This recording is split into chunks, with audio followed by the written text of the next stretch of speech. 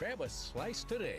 A Slice of Life serves up fresh, hot, award-winning pizza, wings, nachos, quesadillas, soups, and salads. They also have great local brews on tap, the largest tequila selection in town, and plenty of flat screens for all the sports action. A Slice of Life Pizzeria and Pub.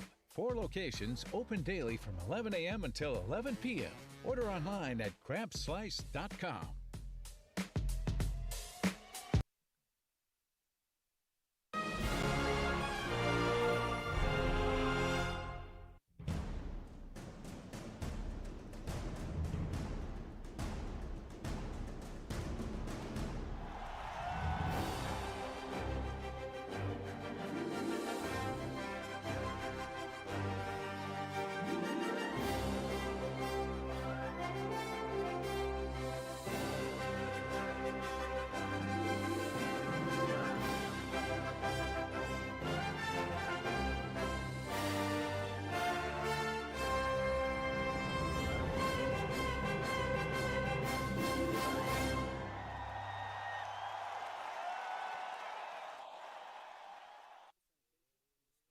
Good evening, everyone, and welcome to Scott Braswell Stadium on the campus of John T. Hoggard High School. It's third-round playoff action tonight between the Hoggard Vikings and the Millbrook Wildcats. Both of these teams come into tonight's game with 11-1 records. Hoggard is the number 3 seed in the East, and Millbrook is the number 11 seed in the East. Last week, the Vikings defeated Leesville Road 14-7, while the Wildcats went on the road to New Bern and won 37-13. There's only one common opponent with these two teams, and that is Broughton, who Hoggard played in the first round, and Hoggard won that game 35-13. When Broughton and Millbrook played back on September 14th, it was a 45-14 win for the Wildcats. This is the first meeting on the gridiron between these two programs, and should be a fun night. Two evenly matched teams. The winner of tonight's game will play the winner of the Cardinal Gibbons Hillside game. Cardinal Gibbons will be the home team if they win. If the Vikings are to win and Cardinal Gibbons loses, then Hoggard would host. We're going to pause for the national anthem.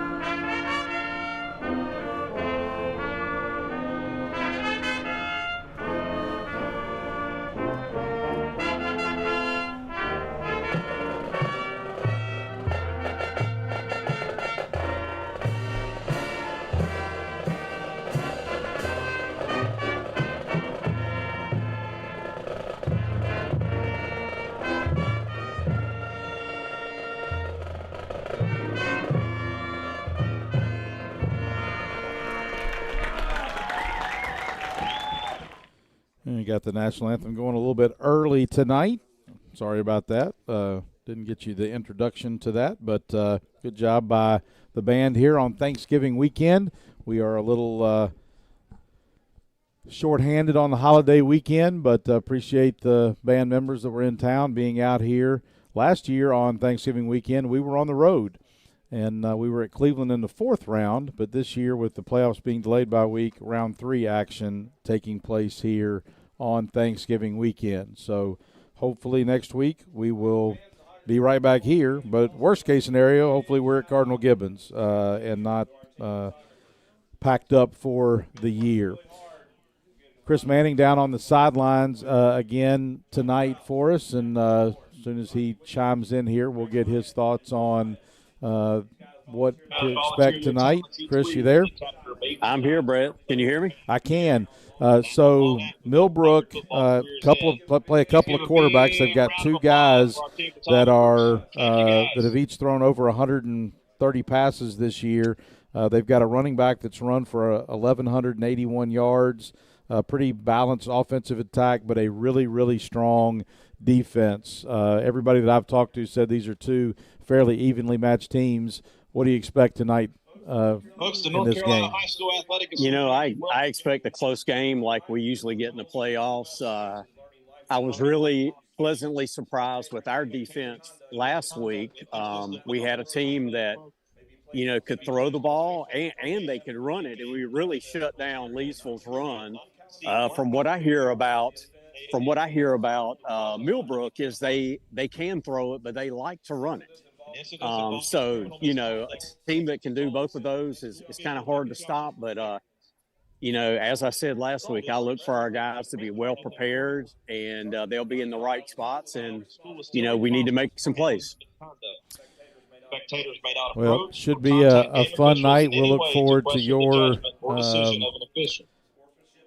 reports from down there on the sideline throughout the course of the night with the Vikings and the Wildcats doing battle, and hopefully I don't see you down there right now. I'm not sure where you're located, but I know Chris had to have a meeting with the back judge down there. Not sure what that was all about, but can I tell you what that was about? Sure. Since we are broadcasting the game, he wanted to know if we had commercials, and when we did, they would stop play and allow us to run our commercials. Wow. So for next year, we need to work that into the program. Well, that's interesting that they would ask that. But glad it is. Yes, sir. Well, let's see here. We've got trying to get some issues figured out here.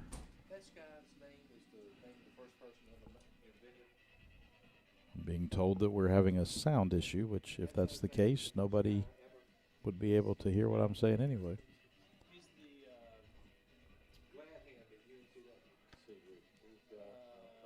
No, there we go.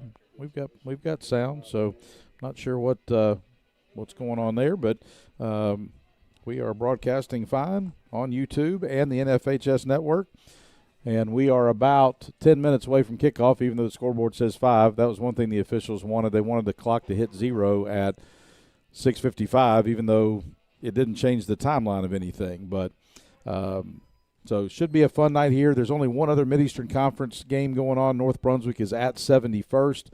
That'll be a tough one for the Scorpions. All the rest of the Mid-Eastern Conference teams have wrapped up their season. So we'll keep you updated with that score and also what's going on up in Raleigh between Cardinal Gibbons and Hillside. Tony, welcome back. Brett, it is. I'm always glad to be here, and I particularly glad because Thanksgiving was late this year, so it looked like it was going to be a challenge to go a deeper round than we thought to get past Thanksgiving, but it didn't. Another team tonight coming to town, and first of all, let me say to you folks on the way from Raleigh, if you're about Wallace or Burgaw, it's time to punch it because we need you. And if you can hear my voice, if you've already set up in your home to listen, I'll give you some instructions. I want you to stand up,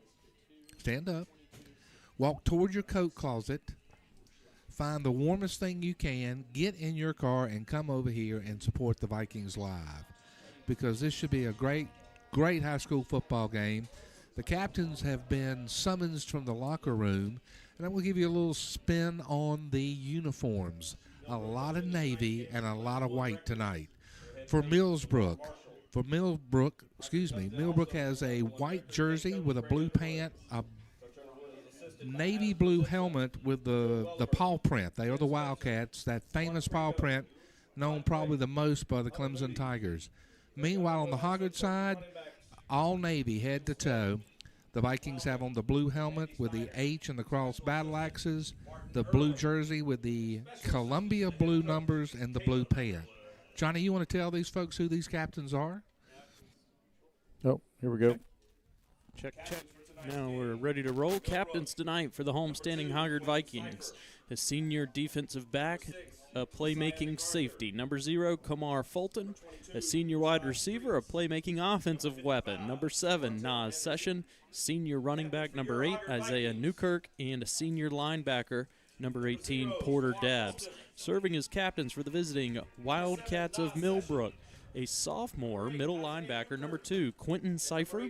A senior running back, number 6, Nasiah MacArthur. A sophomore defensive end, number 22, Rashad Street. Good luck tonight. And a senior nose guard, number 55. Okay, guys, congratulations Martell on making the Anderson. third round of North Carolina We'll high go school down playoff. to field level. Guys, expect good sportsmanship to see your team captains, your team leaders. If you have a problem with one of your players, you guys deal with it. All right? Millbrook, you guys are the visitors. You're going to be calling the toss. It's the tails and the heads, and the tails. Okay? Would you call loud enough for Mr. Williams to hear? He called tails. If I drop it, we'll do it again. It is a tails. Your coach told me he wanted to defer. Millbrook has won the toss and elected to defer. You guys want the football? You guys are going to kick from the clock. On a count to 3, you're going to spin around, put your back to the clock.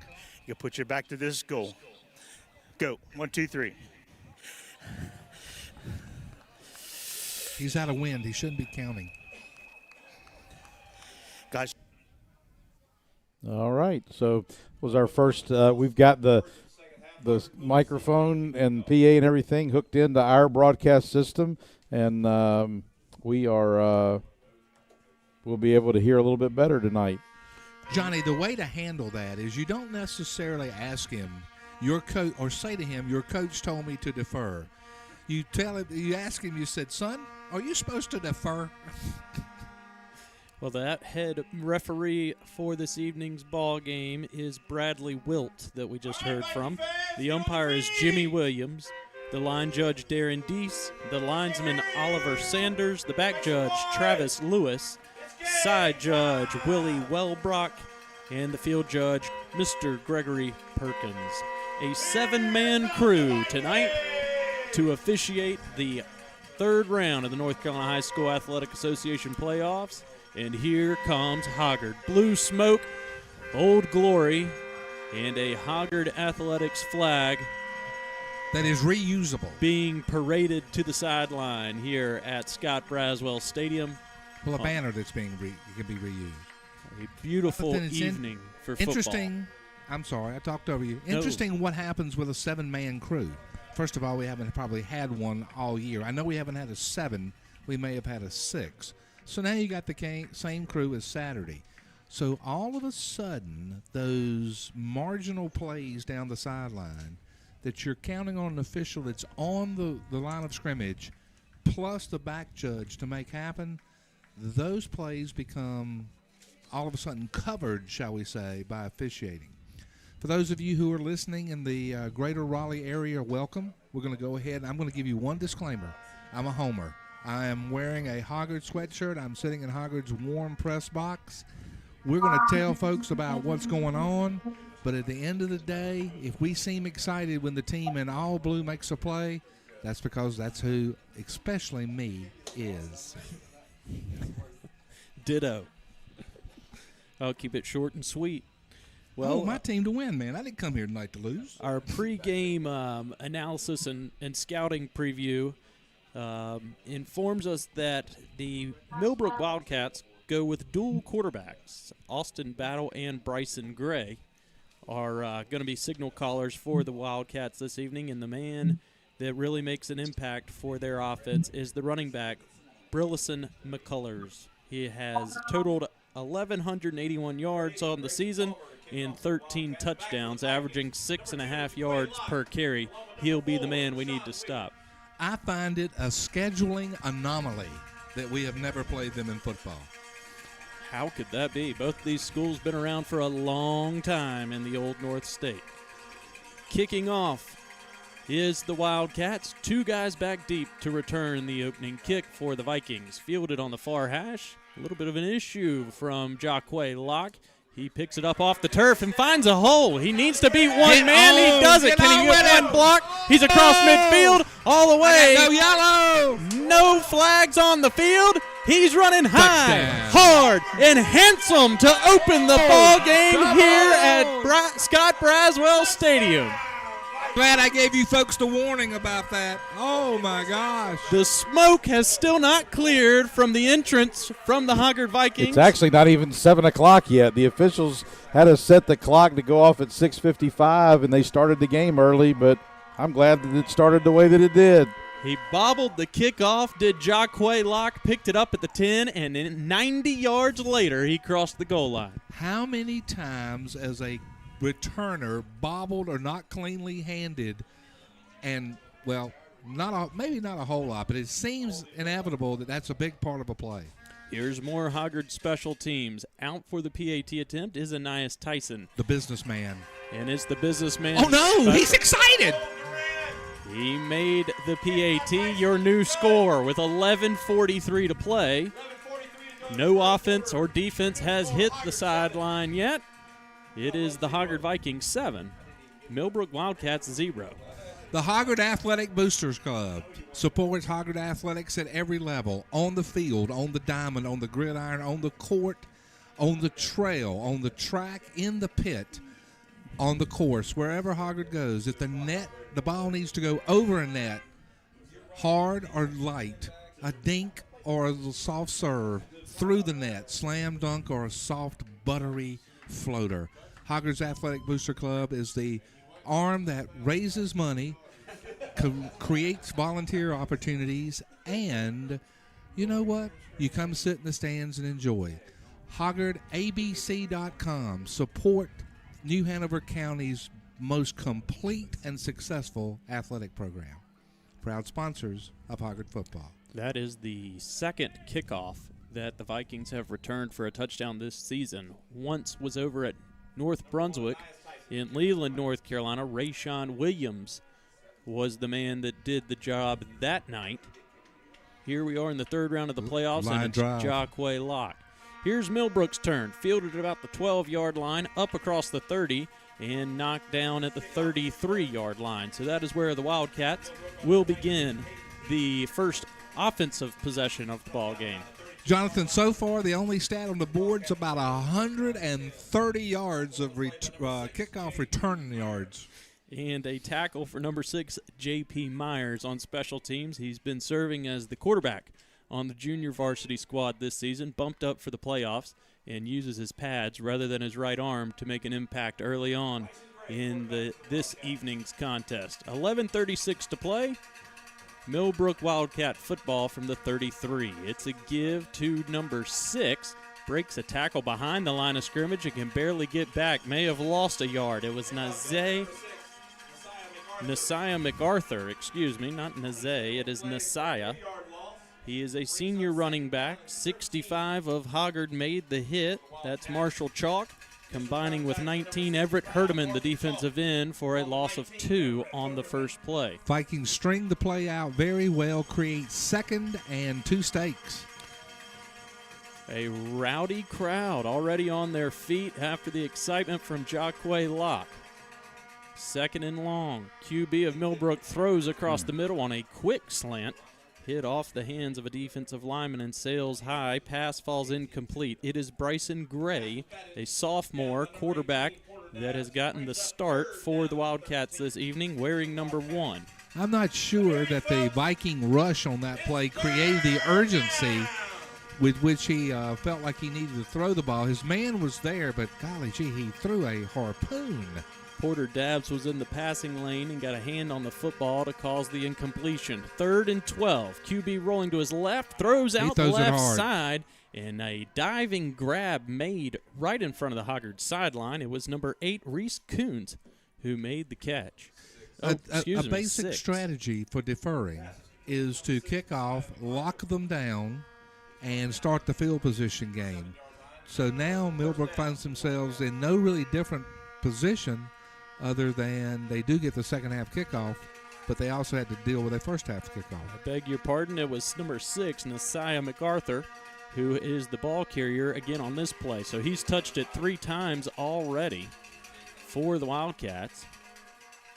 Made a juke like he was going outside, Jonathan, but the defensive end or the defensive line on the right side would have nothing to do with it. Jazion Davis made the bear hug tackle on the ball carrier. Gain of 1 yard, but that was a nice pitch and catch to convert the 3rd and long for Millbrook. Ball's moved out nearly to midfield at the 48-yard line, 2nd and 9.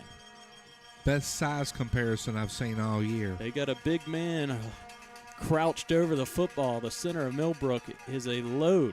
QB rolling right, throws on the run, catch made by 87 of Millbrook. That is the tight end Hayes Bronner, and he's dropped almost immediately by a diving Walker Weston. Quarterback isolated himself with a tight end that had moved out that way. Walker reads it well and does what I say is the hardest thing to do in sports, makes an open field tackle.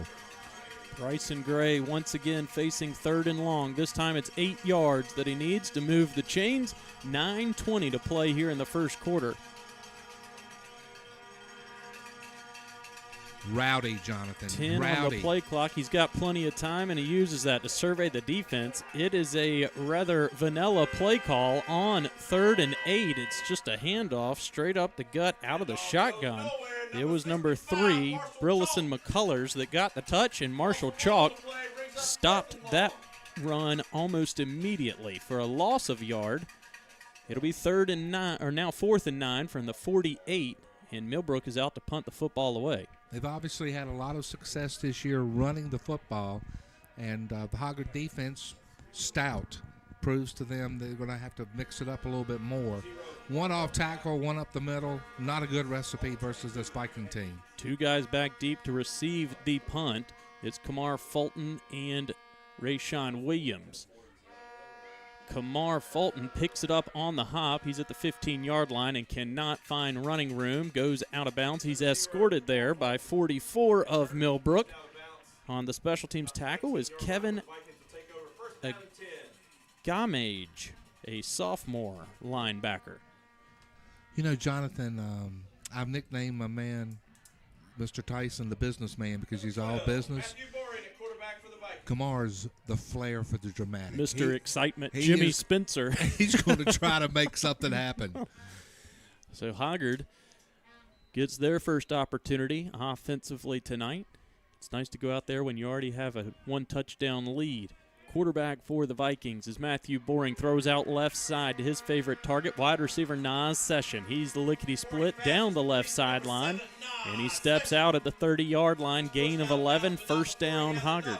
The wildly popular bubble screen. Nas is hiding behind. The pass does not cross the line of scrimmage, avoids the pick play, and Viking offense off and running with its first play, already up 7-0 off of a special teams play. Strong safety Cairo Williams pushed Sessions out of bounds after the pickup of 11. Inside give this time, running hard up the middle is the running back for the Vikings, number 8, Isaiah Newkirk. Gain of 5 on his first touch of the night. Vikings look like they are a well-oiled machine. Special teams and defense have done their job. Now the offense gets an opportunity. We're inside 8 minutes to play here in the first quarter, and a lot of good has already happened for the fellas in blue uniforms tonight. Playing a bit crispy. 2nd and 5, Boring through the air. It's Nas Session again with a grab, this time at the 40-yard line. 10 yards further to the east. And it's another Hoggard Viking first down. It moves the chains on the far side. Jonathan, just sharp is what I'm saying right now. And 2 nice sure-handed grabs from number 7 this evening. He's locked in, ready to roll. Some of Nas's best games have come in the biggest moments for the Vikings. Certainly last season at Cleveland, and looks like he is poised to be an impact player tonight. Through the air again, Boring.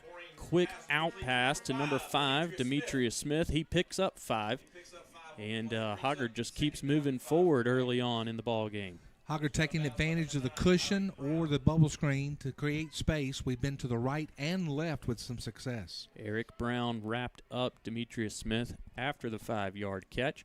He didn't have a lot of room to work with after he made the grab, so no potential yards after the catch was made. Here's a blitzer up the middle, boring eludes the pocket, finds Smith deep, and Smith had to stop his forward momentum, turn, and try to locate the football, make a basket catch, wasn't able to haul in the grab. That play had big-time potential. Boring did a nice job evading the pressure that was coming right up the middle. He had a free runner. He did a great job, and when he's out in space, I trust him. I just don't want anybody to hit him. It was Rashad Streets, the senior defensive end, that made the quarterback of Hoggard Boring move to his right. If not, he'd have been planted for the sack. 3rd and 5. Let's see if Hoggard can convert. Another quick throw. Left side pass is broken up this time. The corner was all over it. Eric Brown was matched up on Nas Session, and Brown hurled his body in there to disconnect the football from the receiver of Hoggard. The old jumper route, shall we say? The attempt. You know, the offensive player almost turns into the defensive player, but that time it was just he had him shielded. Kid was looking to make a big play for the Wildcats. I think they've seen that one on film. First time we'd been into that sort of slot drag route through the middle. Late substitution joining the special teams unit for the Vikings outruns. That would have been a man in the B gap open. Logan Petty, a sophomore linebacker, joins the fun. 6:43 to play. Hudson Blevins has to get this one off in a hurry. No. Big time pressure. Penalty marker comes out. Get out the Oscars. I don't know if the ball was tipped or not. It came out certainly looking a little wonky. It was 4th down and 5 to go. So if this is against Millbrook, it should result in a Hoggard first down. The Oscar for best performance in a kicking role. It is the 5-yard variety running into the kicker, but 5 yards is all Hoggard needs. So a fresh set of downs, special teams proving to be the difference maker early in the first quarter here. Working ourselves to the halfway point of the first quarter. This is the Vikings' first offensive drive. The game started with dynamite. Sophomore quarterback Boring in the shotgun. Isaiah Newkirk to his left. He's got trips at the bottom of the formation.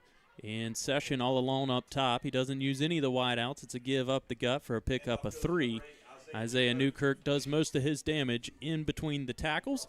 And if you see 21 David Hunter head out onto the football field, it's usually going to the wide side of the football field. He works on the perimeter, and it's Newkirk on the interior. Mr. Inside, Mr. Outside. Newkirk in motion here. They look his way on the swing pass, then throw left to Nas Session. He's out to the 45-yard line, gain of just a couple. It'll leave 3rd down and 5 to go. Nice open field tackle there from the defensive end, Braylon McCullough. So the Vikings have obviously studied the Wildcats to know that they are a little bit soft on what I think it might still be called the West Coast passing game, but the little short stuff is there. Hoggard needs the 40-yard line. Boring all alone in the backfield. He went the hard count. A lot of movement up front, but nobody crossed that neutral zone. Trips to the bottom. It's actually 5 wide. Big pressure coming. Boring has nowhere to go. The line just collapsed, and he is sacked. 55 was in there for the Wildcats of Millbrook. That is Martell Anderson, the senior nose guard. Also, the blitzing linebacker, or walked up as a defensive end that time, 22, Rashad Streets. 4th and 6 now from the 46, and Hoggard's offense stays on the field. They are in plus territory. This tells me you're not afraid of leaving Millbrook here. Here's our new favorite play. Oh, Boring took 2 steps back. He was going to quick kick. It was the quarterback, and it got blocked. Rather more of a line drive punt that hit the defender in the face mask instead of a extremely big push up front or hand that hit the football.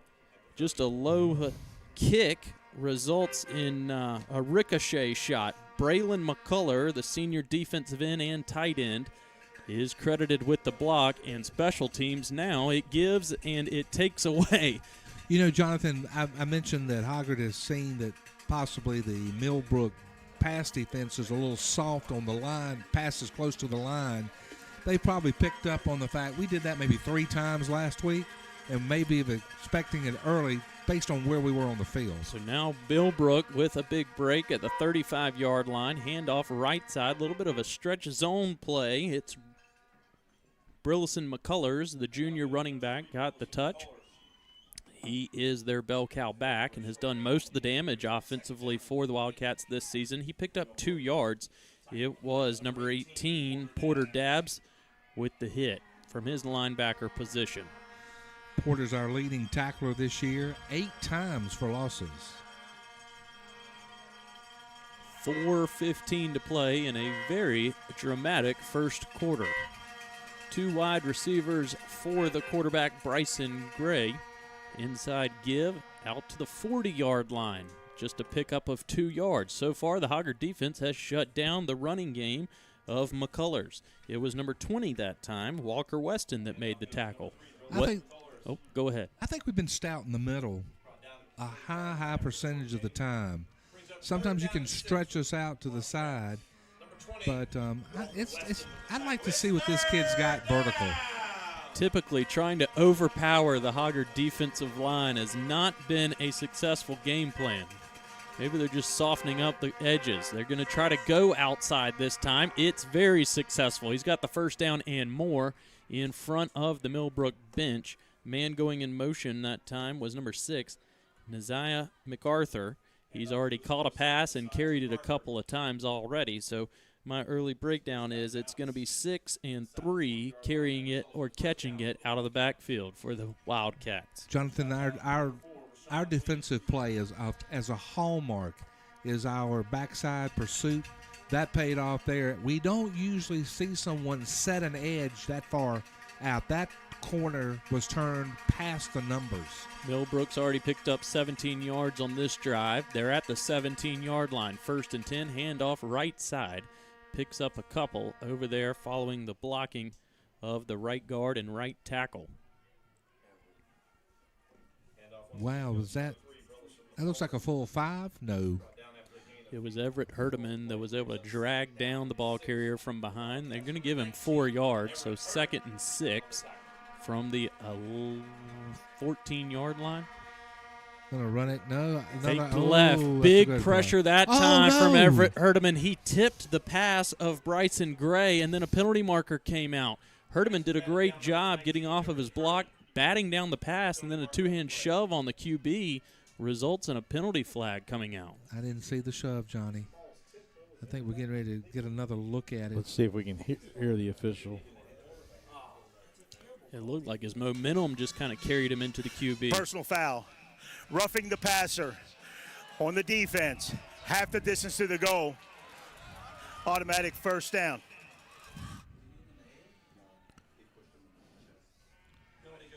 Did you see it again on the second play? And? He jumped up in the air, batted the ball. He came down and took 1 step and collided with the quarterback. So it wasn't a grab and drive? No. Okay. Nope. We told you we were homers. It was not a grab and drive, but he did sort of chest bump into the quarterback after the pass was broken up. The hit was unnecessary. I don't know about the roughness part. 1st and goal from the 6-yard line. Football. They're playing football. They signed up for this. Bryson Gray in the backfield. To his left is Naziah MacArthur. To his right is Brillison McCullers. They give to McCullers from 6 yards out. He's across the 5, and he runs hard to the 4-yard line. He is a load. Reminds me of our Isaiah. Just a junior, but hits the scales at nearly 200 pounds. He will be tough as the night goes on. Josh Tingelstad was able to wrestle him down to the turf after a gain of 2. 2nd and goal from the 4-yard line. That was a hard-fought 6 feet from number 3. Not too late to be stout. Same formation, just one wide receiver. The tight end standing tall at the end of the line. They're going to try to go outside. One tackle broken. But they're enough Can't to get hold it away up. from the rest of the pack. Hoggard coming in bunches, surrounding the ball carrier, and Isaiah MacArthur on the stretch run to the right. 3rd down and 3, Jonathan. I've got to believe that this Millbrook team is, first of all, in 2-down territory and in no way is going to abandon the run. Walker Weston with the backside pursuit, credited with the tackle inside the 10. Ball is at the 4-yard line, 3rd and goal. Different formation here from Gray and the Wildcats. He takes his time, turns to the side, gets the play call. MacArthur split out as a wide receiver. Handoff straight up the middle and tripped up at the 4-yard line was the ball carrier, Burleson MacArthur's. It looked like he had a big hole in somebody's shin, made the tackle that time. It was Porter Dabbs. His big number, his size 14 cleat gets credit for the tackle there from 2 yards out. Got to be careful tripping. Here we go. I think he was Crowd laying is on their the feet. ground. That's the number one place you get called. 4th and goal from the 1. This looks like a tush-push kind of formation. It's a triangle set right behind the quarterback. Gray turns, gives to Burleson, stacked up at the line, and there's a late signal from the side judge. Both hands raised in the air. Touchdown Millbrook from 1 yard out. It was Burleson McCullers. We said he was a load. They'd stopped him for a gain of 2 times inside the 10. Couldn't do it for a 3rd, and he gets across the goal line for the score. Out to attempt to even things up with the PAT. Holder will be 19. Hayden Heath. Kicker wearing number 88. It is not Michael Irvin. It is Angel Gomez. I'm going to bet that's Angel. We'll go with that. Angel Gomez. Snap, hold, kick. He's got a nice right leg on him. Kick is up and good through the uprights. Your new score with 36 seconds to play here in the opening frame. We're all even. 7 for Hoggard, 7 for the Wildcats of Millbrook. Jonathan, obviously points are going to be, I thought at a premium, but points might get a little loose in here tonight. They ran the ball hard. We had a lot of success. A blocked punt or a blocked quick kick, still a blocked punt technically, and a touchdown return on a kickoff have been the 2 key plays in the game. The Millbrook has 7 points off of the Hoggard special teams mission. Hey, guys, I am right on the goal line looking at that. I have no idea how this guy called that a touchdown. No idea. A lot of body parts in there, huh? I mean, there's the no view. way he saw it because he was hit and sent back a yard. I don't know how you call it. Well, Chris, Yes, I almost yeah. said if it was a touchdown at the first second he scored, it surely. Well, if it wasn't one at the first second, it wasn't one at 10 seconds. It definitely wasn't when he first got there because he was knocked backwards. But that's my homer call. I'm sticking with it. Stick with me, brother. Bryson Palmer set to kick off for Millbrook.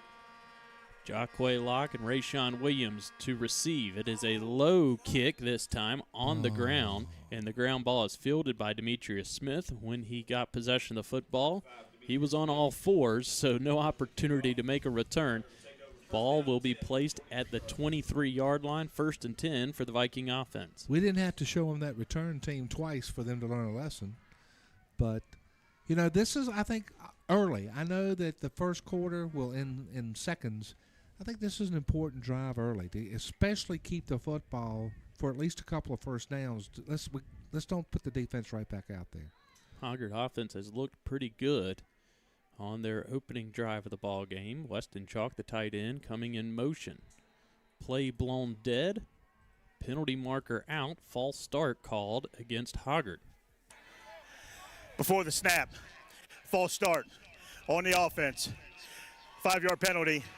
Remains first down.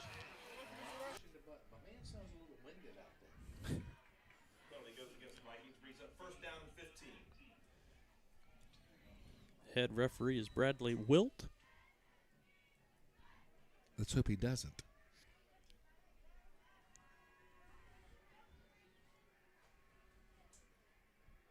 First and 15 after the false start. It's a give to Isaiah Newkirk, and he was just taken down by a whole pack of Wildcats there in the middle of the defense, only a gain of 2 yards.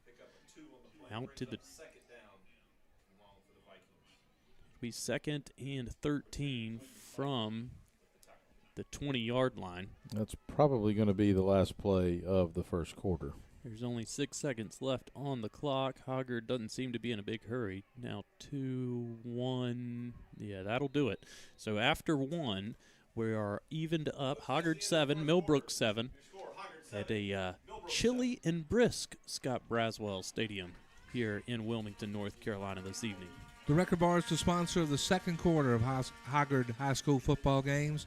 We're located at 5751 Oleander Drive. It is Record Store Day weekend.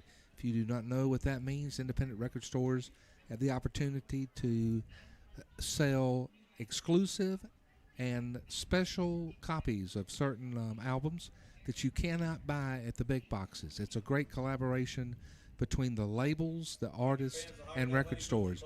Come see us. We're open on tomorrow from 10 to 6 with all kinds of things that, again, you can't walk into the big stores and see. The Record Bar is an old name with a new spin and a proud sponsor of Hoggard football. Do you think the offense comes out and shows a lot of aggressive play calling? It seemed like on the opening drive we went deep on a shot play to Demetrius Smith. We just couldn't haul down the catch, and a lot of quick passes early from our quarterback Matthew Boring out to the perimeter.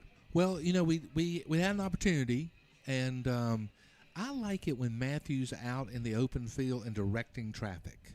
I don't like it when he commits to the run. Not that the kid can't run, but I don't like my quarterback running. You know, there's an ad, I think now it's PNC Bank, that says being boring is good. Being boring is good for that young man, and when you're running the football, be very boring. 2nd and 13 from the 20-yard line. Brand new quarter, so we'll flip the field. Vikings moving right to left now. So is Weston Chalk in motion. Boring fakes the hitch pattern. It's a pump and go for Nas Session. Pass falls incomplete. It was a little short. Boring was rushed just a touch and did not get enough mustard on the pass that time for the intended target. I think the fake worked. The rest of the play was hurried. Eric Brown had the coverage on Nas Session, both guys. It was a little bit of a zone coverage that time. 32, Carson Adams was also in the vicinity of Session. So he has drawn 2 defenders early on here in the second quarter.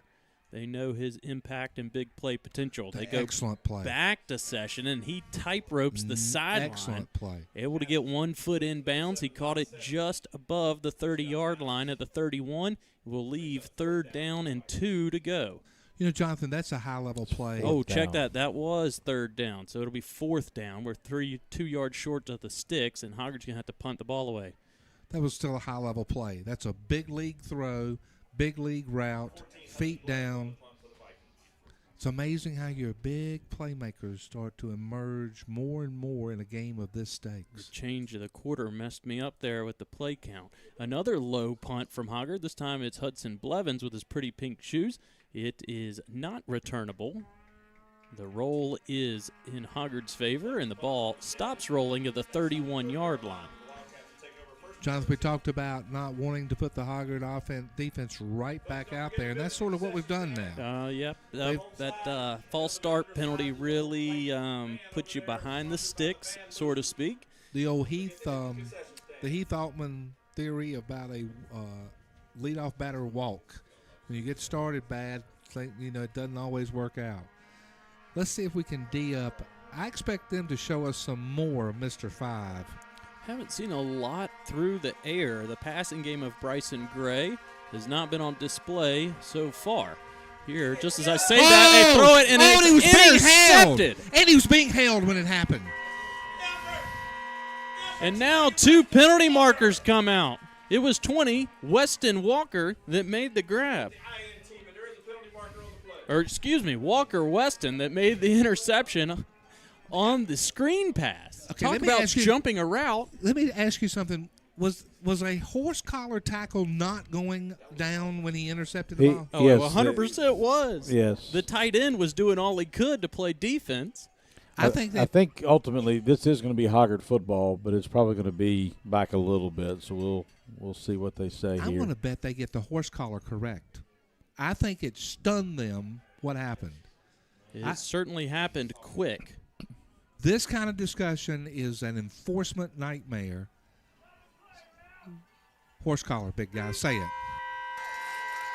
After the play, personal foul, unnecessary roughness on the intercepting team, 15-yard penalty, first down, Hoggard. Was that due to a block? He said unnecessary Yeah, roughness. it was something that happened after the play, and you could tell. It I'm must not have been exactly sure extremely what. obvious because almost immediately two flags were coming out. But that's a huge play for the Hoggard defense to turn that around real quick. Yeah, Millbrook only has one play on offense after Hoggard went 3 and out. Here's that pop pass that Hoggard has used all throughout the year. This time they run it to Demetrius Smith. Just diagnosed and blown up. No other way for me to say it. Also blown up was on the Hoggard sideline. The ball boy, Coach Craig Underwood's son, as the defense was moving to the sideline in a hurry trying to stop Demetrius Smith. The little man down there wearing number 7 got popped. Martin Irwin is tending to him and giving a hug to Caleb down there on the sideline. So all is good. You don't get that kind of coverage anywhere. Thumbs are up, signaling to Mama that everything's all good. Boring on the run on 2nd and long, and he's going to have to throw the ball out of bounds. It's nearly intercepted. I think the ball was caught. Yeah, they said Millbrook is arguing that the ball was caught, but a foot was not down in bounds. So I don't think anybody's arguing it was caught. An it was out of bounds. extremely fancy pass breakup. It'll be 3rd down and 16 now. All kinds of chaos going on here tonight. What is his maturity level for a sophomore? He is probably 2 strides from doing what everybody in the stadium's happy with, stepping peacefully out of bounds, and then he fires something that actually was caught down that sideline. But if it was going to be caught by the defense, they were going to be out of bounds. If my guy catches it, he's got a shot. Still think throwing the ball in that situation is a bit of a hazard, or has been, because it's just so late in the play. And the first half, timeout is being used. Coach Underwood calls the TO. Play clock, I wouldn't say was dwindling down, but there was about 15 on the play clock, and we're just going to regroup here with 10:47 to go in the second quarter. Well, you're at this point on the field where you really, if you can get half of this, you're probably going to go for it on 4th down.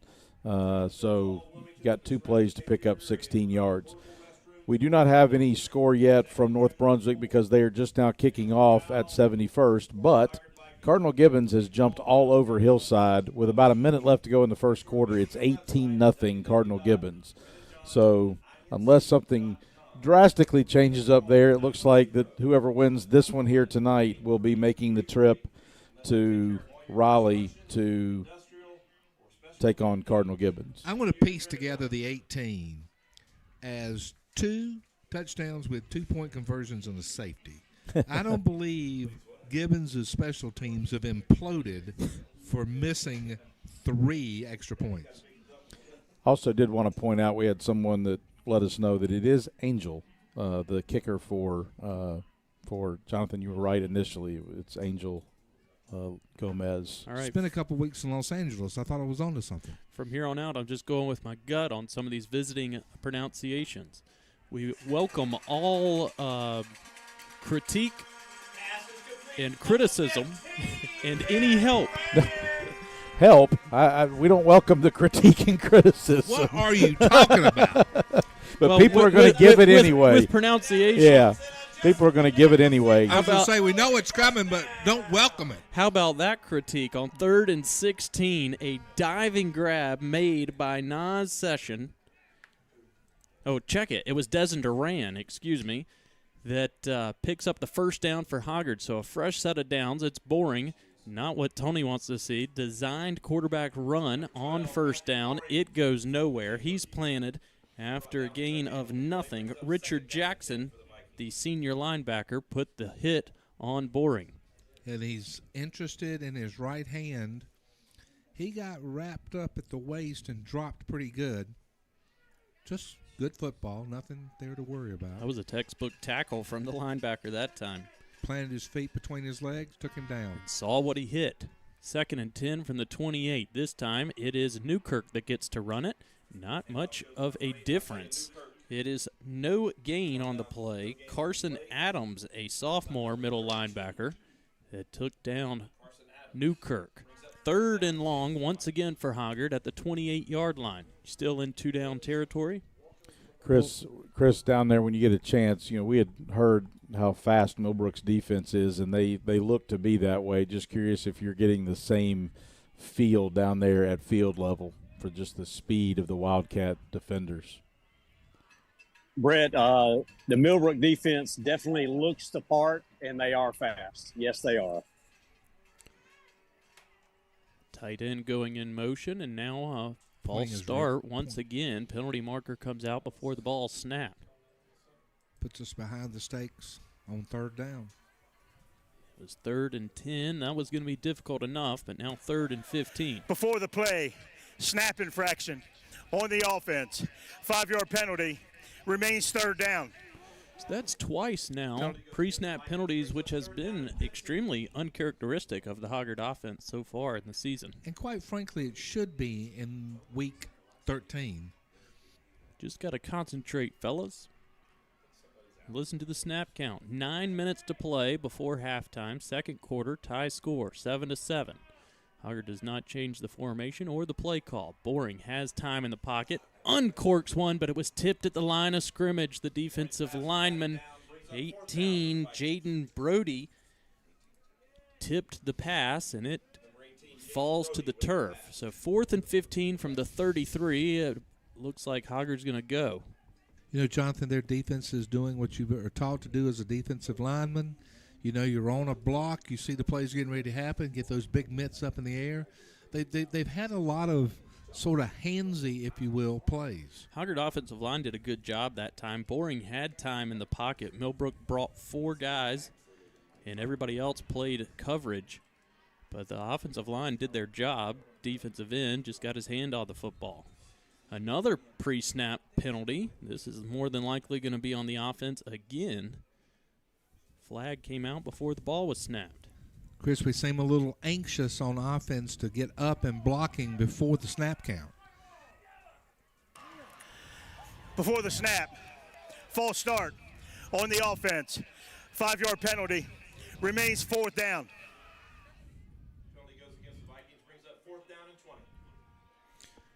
After the penalty, Hoggard offense comes to the sideline. Special teams unit is out there. Hudson Blevins standing at the 48-yard line. Back deep to receive for Millbrook. The return man standing at the 10. Nice. High punt. He calls for the fair catch. Catch made at about the 12-yard line. No return. It was 19 Hayden Heath, a senior wide receiver, that hauls in the punt. So Millbrook will begin this drive with their worst starting field position of the ball game at the 12. Vikings unable to capitalize on the turnover. And, of course, points on turnovers always are points on freebies, I like to say. But, 7-7, 3rd round of the state playoffs. You surely didn't think this one was going to be a layup. Walker Weston showed us his hands, and he's only been playing with one hand for about the last 6 weeks. He's had his right hand wrapped up in a cast or a club type situation. Tonight, no longer wearing the brace or the cast, and he showed us his ability defensively when he has 2 hands and hauled in a catch. Jonathan, I believe their average on first down is somewhere close to 5. Yeah, it was a pickup of 5 there. And I think that's been an average. It sure makes the playbook convenient. It was Kamar Fulton that made the hit. Brillison McCullers got the carry. And we mentioned before the ball game ever got started, McCullers is averaging 6.5 yards per carry on the season. So holding him to 5 is below his average, but still extremely effective for the Wildcat offense. They go back to Brillers. He doesn't go very far this time. He goes backwards 5 yards and then is slammed at the 6-yard line. Thankfully, there's no penalty marker that came out. My was talking about flags. If I'm a Wildcat fan, the definition of unnecessary roughness was that right there. That is more legit than the roughing the passer call. His forward momentum was stopped. He was tilt-a-whirled around and then just slammed like something you'd see. Well, these Raleigh folks would be familiar with. That was a move you'd see in the old Dorton Arena. Jonathan, you're after my heart. Cage match. 3rd and 8 from the 14-yard line. Backed up close to the own end zone are the Wildcats. QB trying to go through the air. Catch made right at the sticks. They needed 8. They got 9. Well-designed play. Execution outstanding. You know, Vikings gave them a little cushion. They took advantage. I'm talking about a little cushion. Bryson Gray found Jaquarian Malone for the first down grab on 3rd and 8. So the football's out to the 23-yard line. That's a big conversion for the Wildcats. They get to keep the football, and the defense of Millbrook gets a little bit more of a breather. 7:05 to play in the second quarter. Bryson Gray, hands up the gut. That's a best. McCullers is stuffed. That's a negative play. Defensive line for Hoggard has really answered the bell early on. I'm sure they've heard all about Mr. McCullers this week. It was 95 that time, Jazion Davis, that halted the momentum of McCullers as he hit the line of scrimmage. Only a gain of 1 yard. Halfway through the second quarter of a game that seems to be moving very, very swiftly. I think your prediction is going to be right. Points will come at a premium because both of these defenses are flying around here in the cold weather. And Millbrook takes a majority of the play clock before each snap. There's 4 on the play clock as this ball snapped to Gray, thrown out right side off the hands of the intended target, Jaquarian Malone. It sails into the sideline boundary of the Wildcats, brings up 3rd down, 9 yards to go. Maybe a little bit of footsteps that time. He rifled it out there. He has thrown the ball Dan Pastorini's side. Oh, yeah. This kid might be on the mound come spring. He's got a good, strong right arm on him. 3rd and 9 from the 24. Running back to the left is McCullers. Gray in the gun. Looks to the right. Nice. He's hit as he's thrown. In and out of the hands of a Viking defender. Catch made. Now there's green grass. Down the sideline goes the receiver. Steps out of bounds as he crosses the 40-yard line. Catch made from Malachi Gilchrist. It was a tip drill situation. Nearly intercepted by Walker Weston, and it ends up in the arms of Gilchrist for a big play for Millbrook. Jonathan, what exactly perfect description is a tip drill situation. You just don't often think about the offense benefiting from the tip drill. That takes me all back to basketball, and how many times does the offense benefit from the air ball?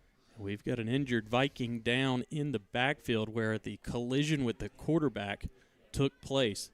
Gray took a big shot as he was releasing the football. It went in and out of the hands of Walker Weston into the arms of Gilchrist. Gilchrist broke a Ryan McAllister tackle in the middle of the field, and it was a jailbreak for the Millbrook Wildcats. We had people working that sideline. Injured player for still Hoggard had defenders. Was Walker Weston, but he jogs off, holding his lower back. Do we ever talk about how incredible Mr. Baggett is? That man's got an iron lung. He does. 1st and 10 from the 38-yard line after the longest offensive play of the ball game. Gray fakes to the man in motion, thrown out right side. It is too wide for Malachi Gilchrist. Looking back to the big play receiver after he gained a big chunk of yardage previously. I think that's a throwaway. I think he sees the coverage, and thinks, you know what, things are going well, second down, we're already in 4-down territory, I'm just going to burn this one. Well, it was Rayshawn Williams on the coverage, and he was right there with Gilchrist. Those two guys were the only ones on this side of the football field. They're matched up on one another again, and it's really just an island down here for Williams. They hand off left side. A little bit of a running lane provides a pickup of 5 from Burleson McCullers, 13 of Hoggard. Josh Tingelstad wrapped up McCullers on second down. It'll be third down, a little meat left on the bone. Third and a long 5 or a short 6, whichever way you want to see it. Football is inside the 35. We got a one-on-one matchup. These two guys at the bottom of the screen are on an island. They have been all series. Have a lot of respect. Messiah MacArthur's lined up in the slot for Millbrook.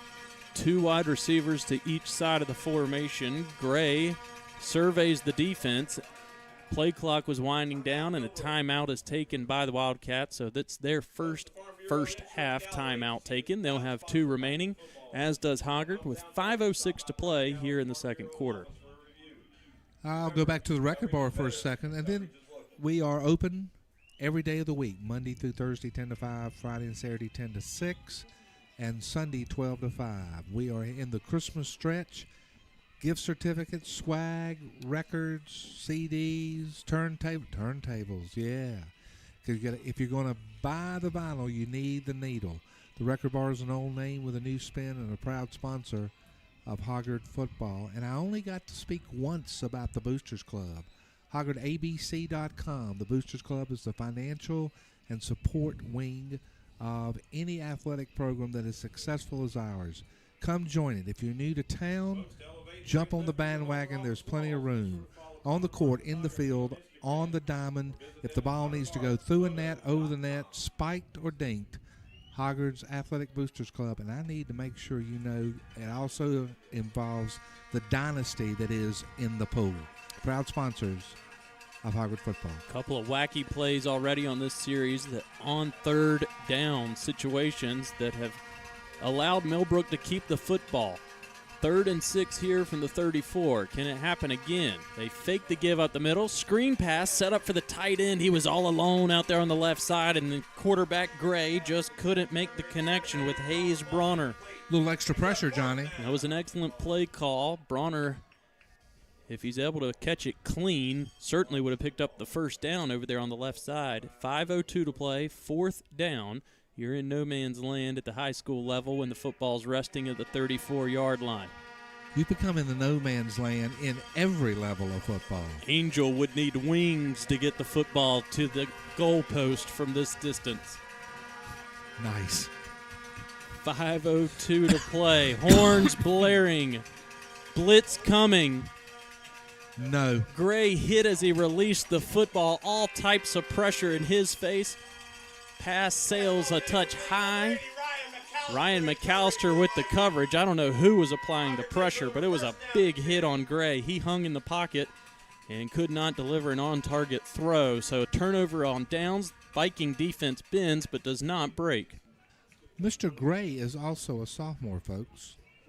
That is, I think it's a rarity to see sophomore quarterbacks in high school operating at this level. Not taking anything away from those kids, but they are very accomplished early. And in the 3rd round of the playoffs. Both of these squads are 11-1 coming into the ball game. Here's Boring going through the air. Catch made by Non-Session. He's out to the 40-yard line. Hoggard picks up 5 on first down. This quick snap, not a quick snap, the snap, quick look, throw, pre-programmed play, timing play, working the best for the Vikings on offense. The corner, Eric Brown, made the tackle on Session. Those two have been matched up mano-a-mano with one another every snap so far offensively for the Vikings. I wonder if Brown is traveling with him. Inside give. It's Isaiah Newkirk bulldozing his way across the 45 to the 47-yard line. First down, Hoggard. It was the linebacker, Jarvis Tripp, that was able to trip up Newkirk. Isaiah was tackled on the numbers, or part. He was right at the number 50. Do you think he recognized the numbers painted on the field? He is a goalpost runner. Ball's at the 47-yard line. 4 minutes to go. Hoggard with 2 timeouts. Thrown out right side. Grab made this time by Desmond Duran, his second catch of the night. He had a big one on 3rd and 16. Able to convert for Hoggard. This time it comes on first down, and he picks up 6 yards. Duran had been a junior varsity player for most of the season, and due to injuries, he was elevated to the varsity level and has made an impact since joining the squad. 2nd and 5 from the 48. Give up the gut. Newkirk hit at the line of scrimmage, and it was all lower body strength. He's still up.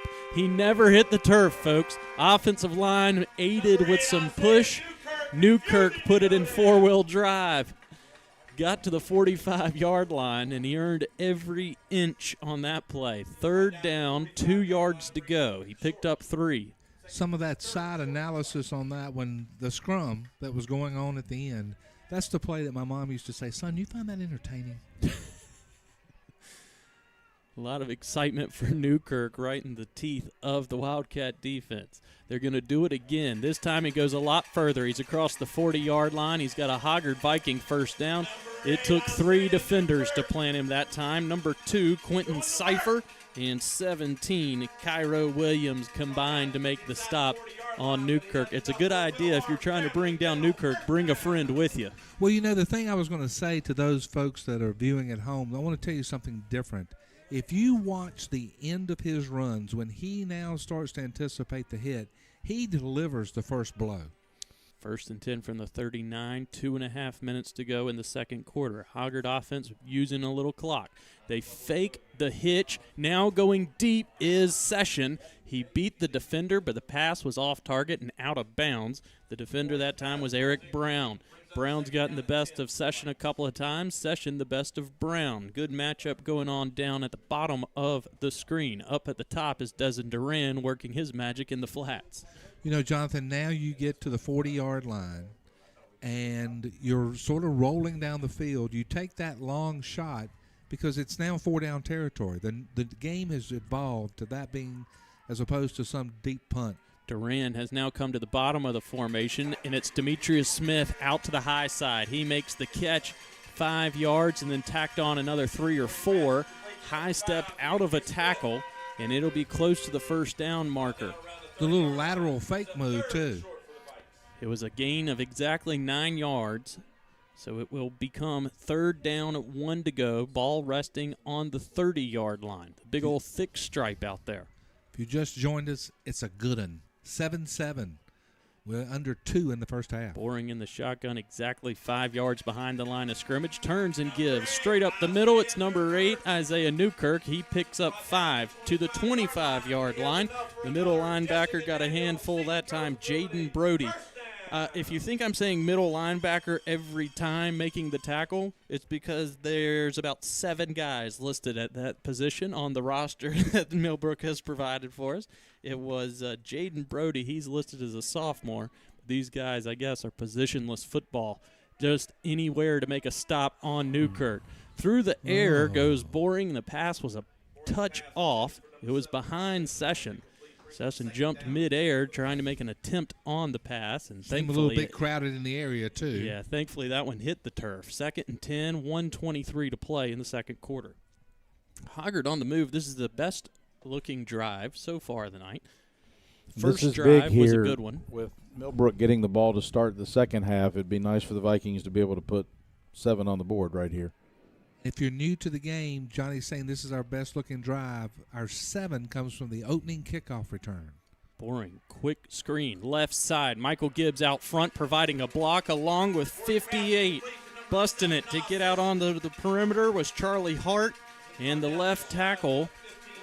When Nas gets it squared up, does Nas run track? Because he can get out of the gate. It was Michael Gibbs and Charlie Hart opening the running lanes for Session. Session gains at 9 yards. It is 3rd down and 1. Boring through the air. Quick slant catch made. 15. Desmond Duran. He's inside the 5-yard line to the 3. This will be a timeout, correct? Well, the clock stops. Clock will For stop the to first reset down. the chains. Chains are not necessary because the ball's inside the 10-yard line. It's resting at the 3-yard line. Now Coach Underwood calls a timeout. There should be 41 seconds to play before the break. Coach, what are we doing at halftime, buddy? Well, we will give you some scores from around playoff action tonight and talk about what's going on in Hoggard sports this coming week and give you some stats from first half action. The holiday means no dance team? No, the dance team will be performing to start all the process for halftime. And with our improved technology tonight, as you've noticed with being able to hear the official a little bit clearer, we'll be able to hear the dance team music a little bit clearer as well. With 41 seconds left, you can run the ball, be tackled inbounds, not get to the end zone, and still not have to burn that last timeout. Yeah. Hoggard brings in their this jumbo looks package. push. Brennan Wilson and David Hunter in the backfield. They turn, give to Isaiah Newkirk, and he's going to be marked short. He needed 3 yards. They're going to say he got 2.5. Ball's marked at the half-yard line. Hoggard hurrying up to snap it. All types of defensive substitutions. Thank you, Millbrook. Millbrook had about 15 guys on the field. Yeah, they had to call that timeout. When you go to someone's house for Thanksgiving, you should take a host gift, and we just got one. So a timeout is burned by Millbrook. Penalty would have been coming for sure. All types of chaos was going on in the end zone. When a defensive player is doing the equivalent of a jumping jack trying to get a timeout. Well, I mean, they had timeouts. If they don't get the people out there on the field and off, they did what they did. They called a timeout. Or a free offensive play. If Right. if Hoggard gets stopped, so what? There's a penalty. You're already at the half. But it's convenient to get to talk about it from our side as well. Oh, yeah, absolutely. So Newkirk running very hard on this drive, doing the heavy lifting, and then they've gone to the perimeter and have Borings found 3 different receivers as targets. What are you going to do here, Johnny? Just let's not get cute. This is Straight up the middle. This is boring quarterback sneak right here, I think. Oh, Coach Queen adds a mix. I think we show them Isaiah Newkirk's knees and thighs one more time. Queen go. It was Gage Henderson as a fullback. Brennan Wilson providing a push. It's the QB sneak. We kept it boring for the score. I think that's huge to put points up on the board with Millbrook getting the ball to start the second half. Anytime you can get the lead going into the half is a good thing. And, Tony, the reason that I thought that is because of how far Isaiah was lined up behind the line of scrimmage. There was no way they were going to hand the ball to him that deep in that situation. Max Biva, the long snapper. Desmond Duran, the holder. The kicker is Anias Tyson. It's the businessman special. It's up and good. 18 seconds to play in the second quarter. Your new score, Hoggard 14, Millbrook 7. Just the first offensive touchdown from Hoggard. The other points came from Jacque Locke on a 90-yard kickoff return to open the ball game. A wide variety of plays from which you can learn a little something about the game tonight. There was a kickoff, nuances of the game. The kickoff had a little bobble at the beginning. That somehow seems to cause a pause or a misdirection, and those plays burst big time. We had a blocked quick kick. Hoggard flashed that last week about 3 times in the 14-7 win over Leesville, the score that's on the board right now, by the way. And here comes a kickoff. Hoggard's going to kick off probably 2 of the next 3 plays in the game. A little bit of a score update. Don't know how much time is remaining. I'm assuming it's the second quarter, but it is now a 31-0 point differential with Cardinal Gibbons and Hillside. Also, Richmond County leading Wake Forest Rollsville 8-0. Not Wake Forest Rollsville. What are you just doing? Rollsville. Excuse that, me, man? Rollsville 8-0. Jonathan going back about 7 or 8 years in time? Probably More than that, yeah. It was a short kickoff from Tyson. I'm kneeling to and avoid going to any talk type about of a this. big play, yeah. Right? That's what I would do, but be careful. Millbrook has one timeout. If you complete a long pass, you might have a shot to the 13 seconds left. You could get the ball to about the 35 or 40-yard line. You have a chance to throw into the end zone. I had a guy the other day give me a great compliment. He told me, he said, I listened to your play selection, and you call plays like a guy in your 60s. Yes, you do. They're not going to get too cute with it either. Handoff up the middle. It's Brillis and McCullers, and he's stacked up by 3 different Vikings. First man in there was 62, Nate Smith. He halts the ball carrier, and that brings us to the half. At the break, Hoggard takes a touchdown advantage with them to the locker room. It is Vikings 14, Wildcats 7. You got 20 minutes for popcorn. Change it. No. 12. 12 plus minutes. 3, 15. 15 minutes. Popcorn, pajamas, whatever you need to do. Convenience store. You need to be back here in about 15 minutes because we've had a good one so far. No reason to believe this one will not live up to its billing of being a game between 2 evenly matched teams. 14-7, Hoggard at the half. All right. And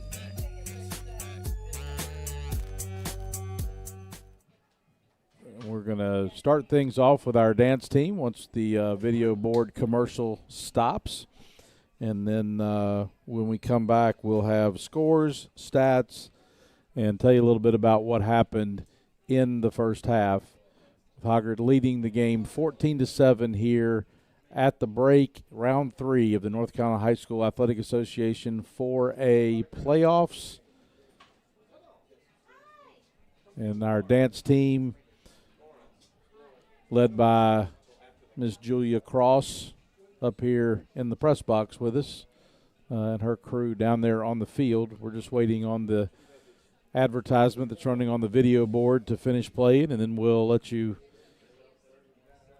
get a look at the dance team here. You can see them down there on the field in front trying to stay warm this evening as they get ready to do their performance. We appreciate all the hard work and effort that they put in each week, all the practicing and just the commitment and dedication being out here on Friday nights and then doing the same thing in the gym for basketball season, which got cranked up in the last few days. Already had 3 or 4 basketball games, so we'll tell you a little bit more about basketball season here as well at the break. This is a long commercial that's playing on the video board right now.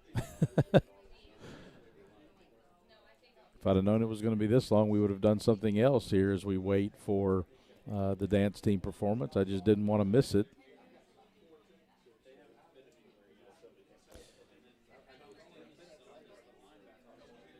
Hoggard scored in the first 20 seconds of the game and the last 20 seconds of the half to put their 14 points up on the board. And here we go with our dance team.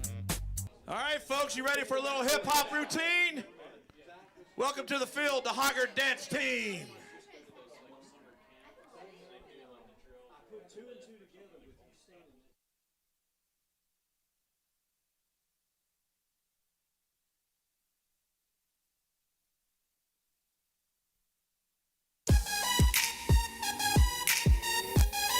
Hey, let's go. Snap your fingers, do your style.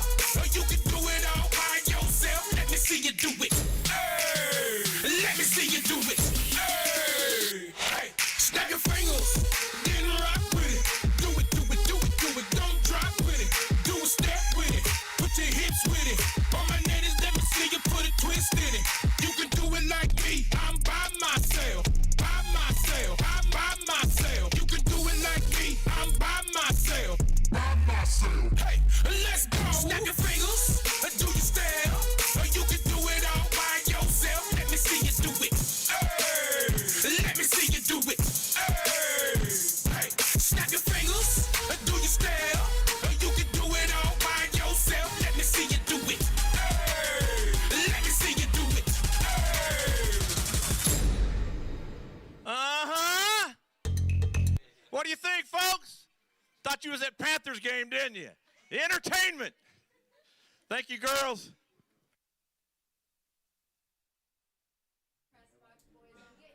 Hoggard dance team with a great performance there at halftime. We'll be back in just a moment after a word from our title sponsor, Slice of Life.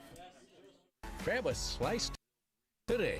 A Slice of Life serves up fresh, hot, award-winning pizza, wings, nachos, quesadillas, soups, and salads. They also have great local brews on tap, the largest tequila selection in town, and plenty of flat screens for all the sports action. A Slice of Life Pizzeria and Pub. 4 locations open daily from 11 a.m. until 11 p.m. Order online at grabslice.com.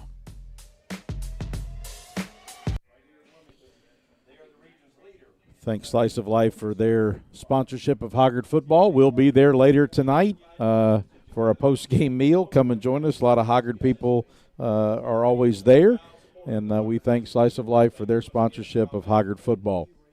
I want to talk about a little bit about scores from the other games going on right now in the 4A playoffs. Grimsley, the number 1 seed in the West, holds a 21-7 lead over Charlotte Catholic. No score between Huff and Mallard Creek. 6 seed Mooresville leads 3 seed West Forsyth 17-14, and last year's state champion Weddington with a 48-0 lead over Northern Guilford. On the east side, number 8 Jordan leads number 1 Cleveland 14-7. Number 5 Rollsville with an 8-0 lead over Richmond, and Cardinal Gibbons with that 31-0 lead over number 23 seed Hillside. So looks like Cardinal Gibbons will win, and whoever wins this game tonight will have to travel to Gibbons. Looking at the 3A bracket of interest in the East, J.H. Rose, the number 30 seed in the East, who we played earlier this year and beat pretty handily 45-6 up at Rose back in September. They have won 2 playoff games, and they lead 23-0 over number 6 Southern Durham. And then 71st holds a 6-0 lead over North Brunswick. And we'll try to keep you updated on the rest of those things as we move through the course of the night. Looking at some stats from the first half of tonight's game, Hoggard has 120 yards of total offense. Millbrook has 97, so a very defensive-oriented first half. Hoggard quarterback Matthew Boring, 12 for 19 for 85 yards. His leading receiver, Nas Sessions, 6 catches for 42 yards. Desmond Durand has added 3 for 35. And then on the ground, it's been Isaiah Newkirk, 9 carries for 35 yards. For Millbrook, their quarterback, 4 of 10 for 65 yards and 1 interception. They've got 32 yards on the ground. And so good job by the Hoggard defense with holding Millbrook to less than 100 yards of total offense here in the first half. The Hoggard got the scoring underway on the opening kickoff. A 90-yard return by Jaquay Locke put the Vikings on the board right out of the gate. And then Millbrook answered in the second quarter, late in the first quarter with a touchdown of their own on a 1-yard touchdown run on 4th and goal from the 1. Thought that the Vikings might have gotten a stop, but Millbrook was credited with a touchdown. And then Hoggard answered with 18 seconds left to go in the first half with a 1-yard touchdown run of their own to take this 14-7 lead into the break. Looking at this week or what's been going on in Hoggard sports, obviously all the other fall sports have wrapped up, and we're just down with football here as far as the fall sports, but winter sports season is well underway. Had some home basketball games a couple of weeks ago. We were on the road at West Bladen on Tuesday night. Wrestling team had a home match, but this coming week, basketball's home again on Tuesday night against Jacksonville. The JV girls get things underway in Hebby Gym at 4 o'clock, and the JV boys to follow. and then the varsity girls will play at 6 in Sheila Bowles' gym, with the varsity boys following that. Wrestling will be at North Brunswick on Wednesday, and then on Friday, depending upon what happens with this football game tonight, basketball is supposed to play at Southern Nash. We will not be playing a basketball game if we're playing a football game at the same time. We'll figure out when we're going to do that.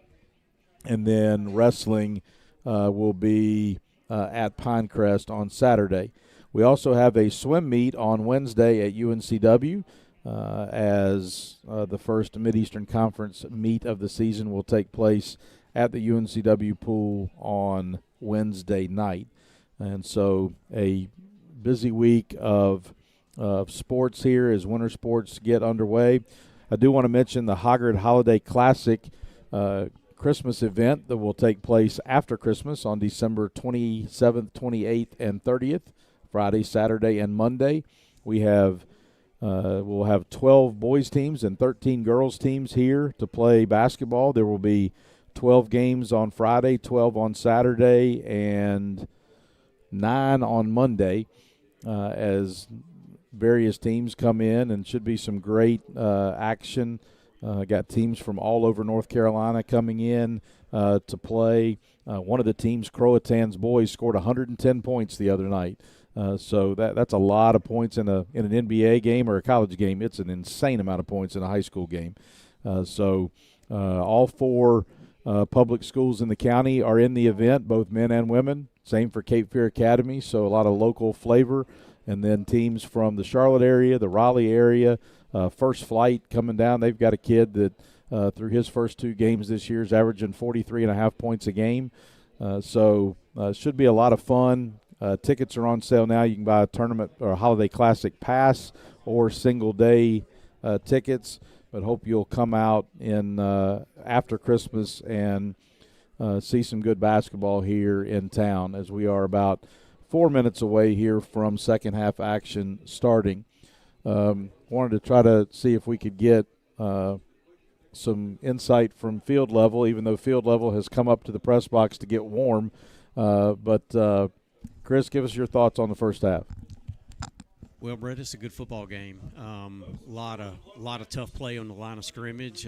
Tony and I are going to talk about this in a little bit, but I was really happy to see us run the ball in the second half and in the second quarter like we did. Isaiah was running really hard. That was good to see because it looked like their defensive line had kind of taken over a little bit. We've been playing when we're on defense, we've been playing the run really good, but I can see exactly how Millbrook has run for so many yards this year.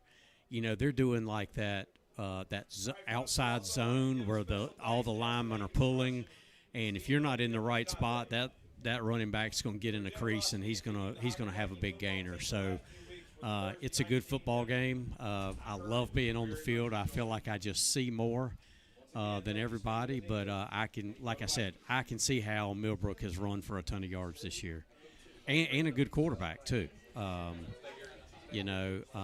We had some pre-snap penalties, and one thing I was going to mention to Tony is the umpires throwing the flag on all of those, not the linesman who would normally see a false start. I thought that was kind of weird. Not saying that it wasn't a penalty, because it was, but the umpire's the one that's throwing the flags there. So we do have a good officiating crew tonight, and we're going to have to score some more points, and I think I'd be shocked if Millbrook did not have the ability to pick something out that we're doing on defense to try to get their running backs loose. They didn't get this far by not being a good coaching staff. I would expect them to try to find something that they think they can exploit and try to do it. Well, should be a great second half. We'll look forward to your insight down there from the field. We're 2 minutes away from second half action beginning, and we're going to get our broadcast team back in here and let them take back over as we get ready to start second half action. Jonathan, what do you want to see here in the second half right out of the gate? Well, I'd like to see the Millbrook Wildcats throw the ball down the field a little bit. I don't know if that's part of their repertoire or not, but it seems like every pass that they've thrown up to this point in the ball game has either been a screen or about a 10-yard out. They did have one big play off of the nearly intercepted pass that was tipped and resulted as a big catch for their wide receiver in the middle of the field. But outside of that, they haven't really gone deep.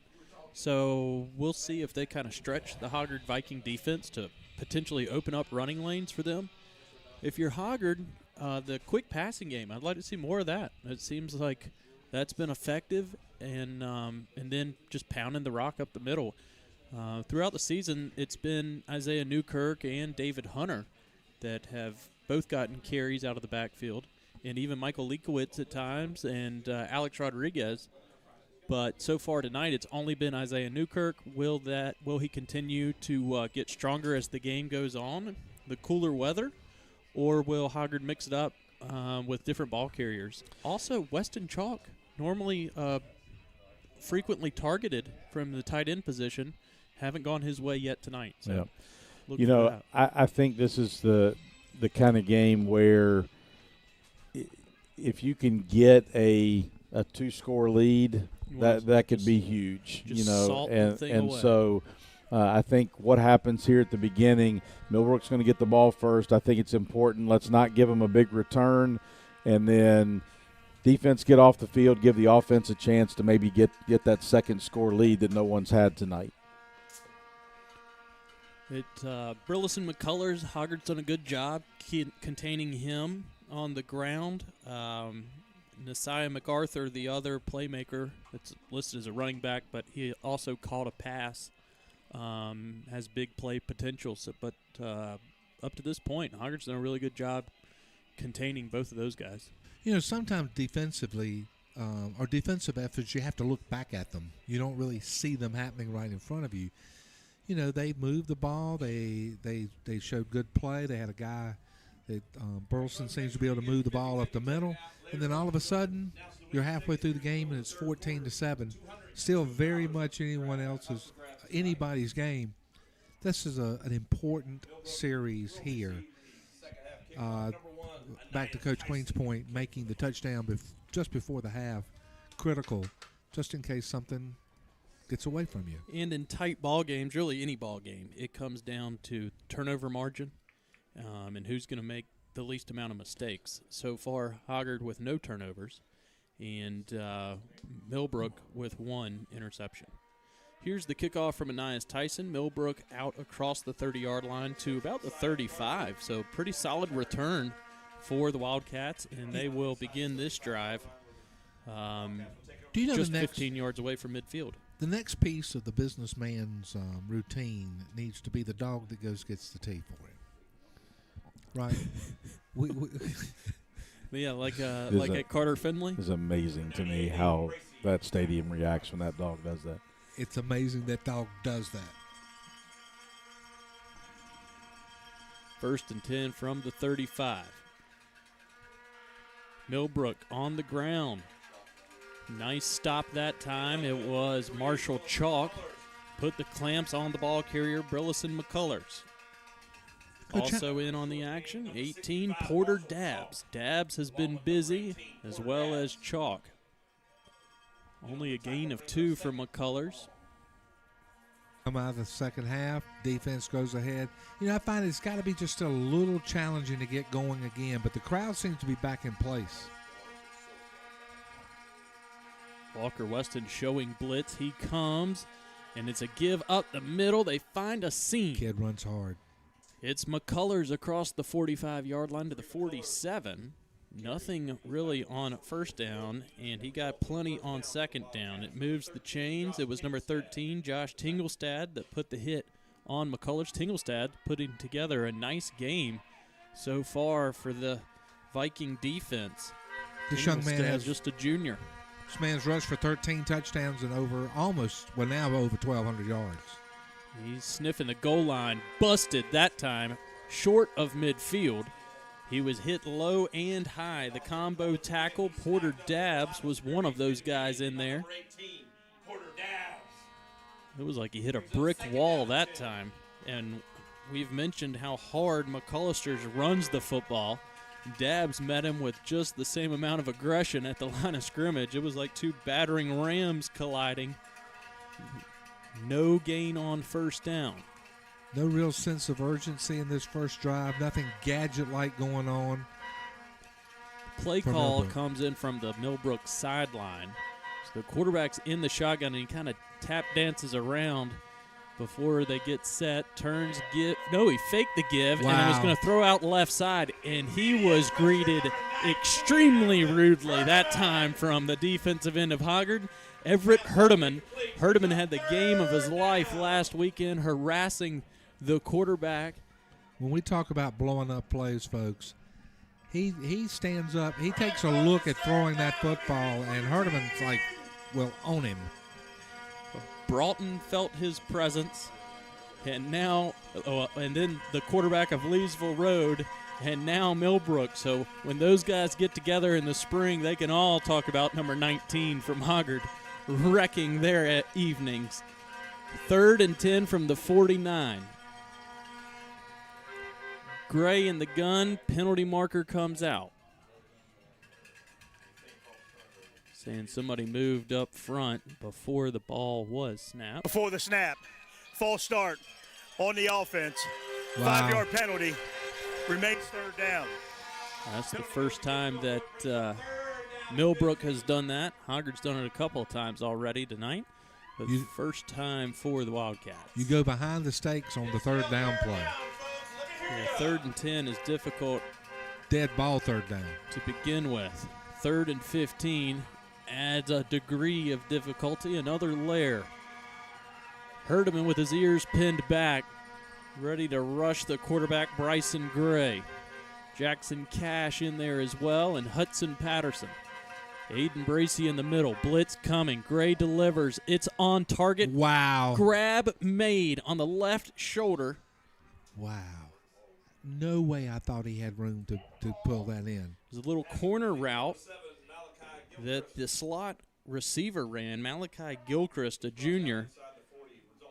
Nice catch. Johnny, that's putting the biscuit in the basket there, buddy. He was hit low by Herdeman as he was releasing the football. Yeah, high-quality pitch and catch that time for Millbrook. They earned that first down for sure. Ball's at the 38-yard line, and it was pretty solid coverage in the secondary from Hoggard that time, too. Jacque Locke, the corner that time. 1st and 10 from the 38, 9.5 minutes to play in the 3rd quarter. First down for Millbrook. Through the right side of the offensive line to the 30-yard line goes McCullers. Said Nas could get out of the gate. That kid goes from 0 to 30. He's got another gear. I could see how he stacked up almost 1,200 rushing yards this year. It was number 80, Ryan McAllister, with the hit that stopped McCullers. Also, Porter Dabbs. Little dab will do you. There's an 8-yard gain on first down from McCullers. He's getting stronger as the game goes on. We're 3 minutes into the 3rd quarter. McCullers has found a little running room along the right side. They go back to the right. First down. And he's got enough for first down yardage. Following the block that time of 71, the offensive lineman Dane Monty, senior right guard. And the center for Millbrook is really the largest guy on the offensive line, which is a rarity. Most of the time, your big fella plays on the the left tackle position at the end of the line of scrimmage. Millbrook goes with Austin Clinton, number 77. They want the big beast over the football on each play. Well, it gives him a free, unabated chance to pull without anybody lined up over him. 1st and 10 from the 27. They give McCullers a break. Ball carrier this time is Nasiah MacArthur, who wears number 6. He's had a couple of carries in the first half. This time he is dropped by 62 of Hoggard, Nate Smith, the nose guard. moving along the line of scrimmage, only a gain of 1 yard. All right, here's the set of downs, Johnny, where we know we're in 4-down territory. This is a long opening drive to begin the second half for Millbrook. Started at the 35-yard line. They've worked the football down to the 26, knocking on the door of the red zone. Turn, give to McCullers. He wanted to go left and cut it back. That's great tackle. He found a big hole. Great vision for McCullers. Rashawn Williams was there to erase any positive yardage. Kamar Fulton came from the backside also, and Porter Dabbs to make the hit on the weak side. Two great on this kid. That had the potential to end up in the end zone. Yep. That he is done if they don't make that play. It's 3rd down. This big one right here, 3rd and 6. 7-minute mark in the third quarter. Millbrook's had it for nearly half of the quarter already. They went through the air to convert on their previous 3rd down. They go through the air again. It's that same corner route. It's a diving catch touchdown. made in the end zone over the shoulder. He was at full extension. Laid out for it was number 7, Malachi Gilchrist.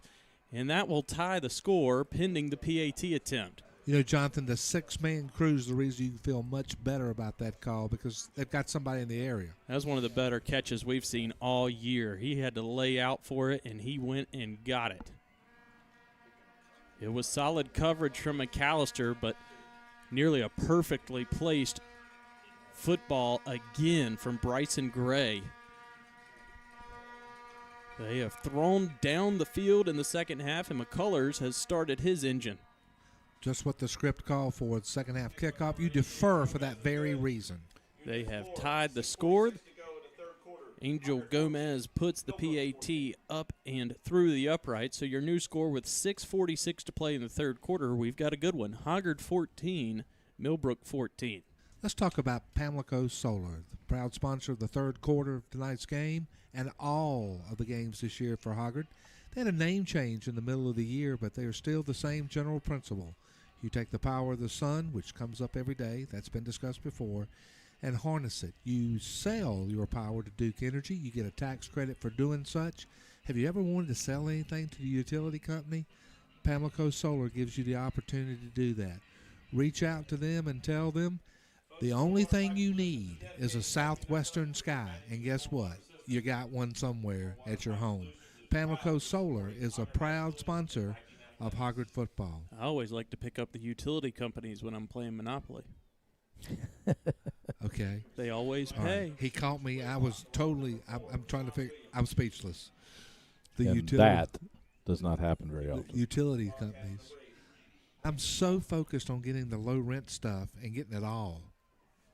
Oh, really? Because there's just a section, I mean, Boardwalk and Park Place here, easy to get past, but you got that yellow and green run that's brutal. The Herbert Fisher strategy of life. A low kickoff results in a touchback, no opportunity to return, and with 6:46 to go in the third quarter, Hoggard has a chance to go up on the Wildcats once again. First appearance for the offense here in the second half. This is not meant to be an encoded message, but why have we lost the Daryl Trexler challenge this year? You'd have to ask Daryl. Okay, I shall.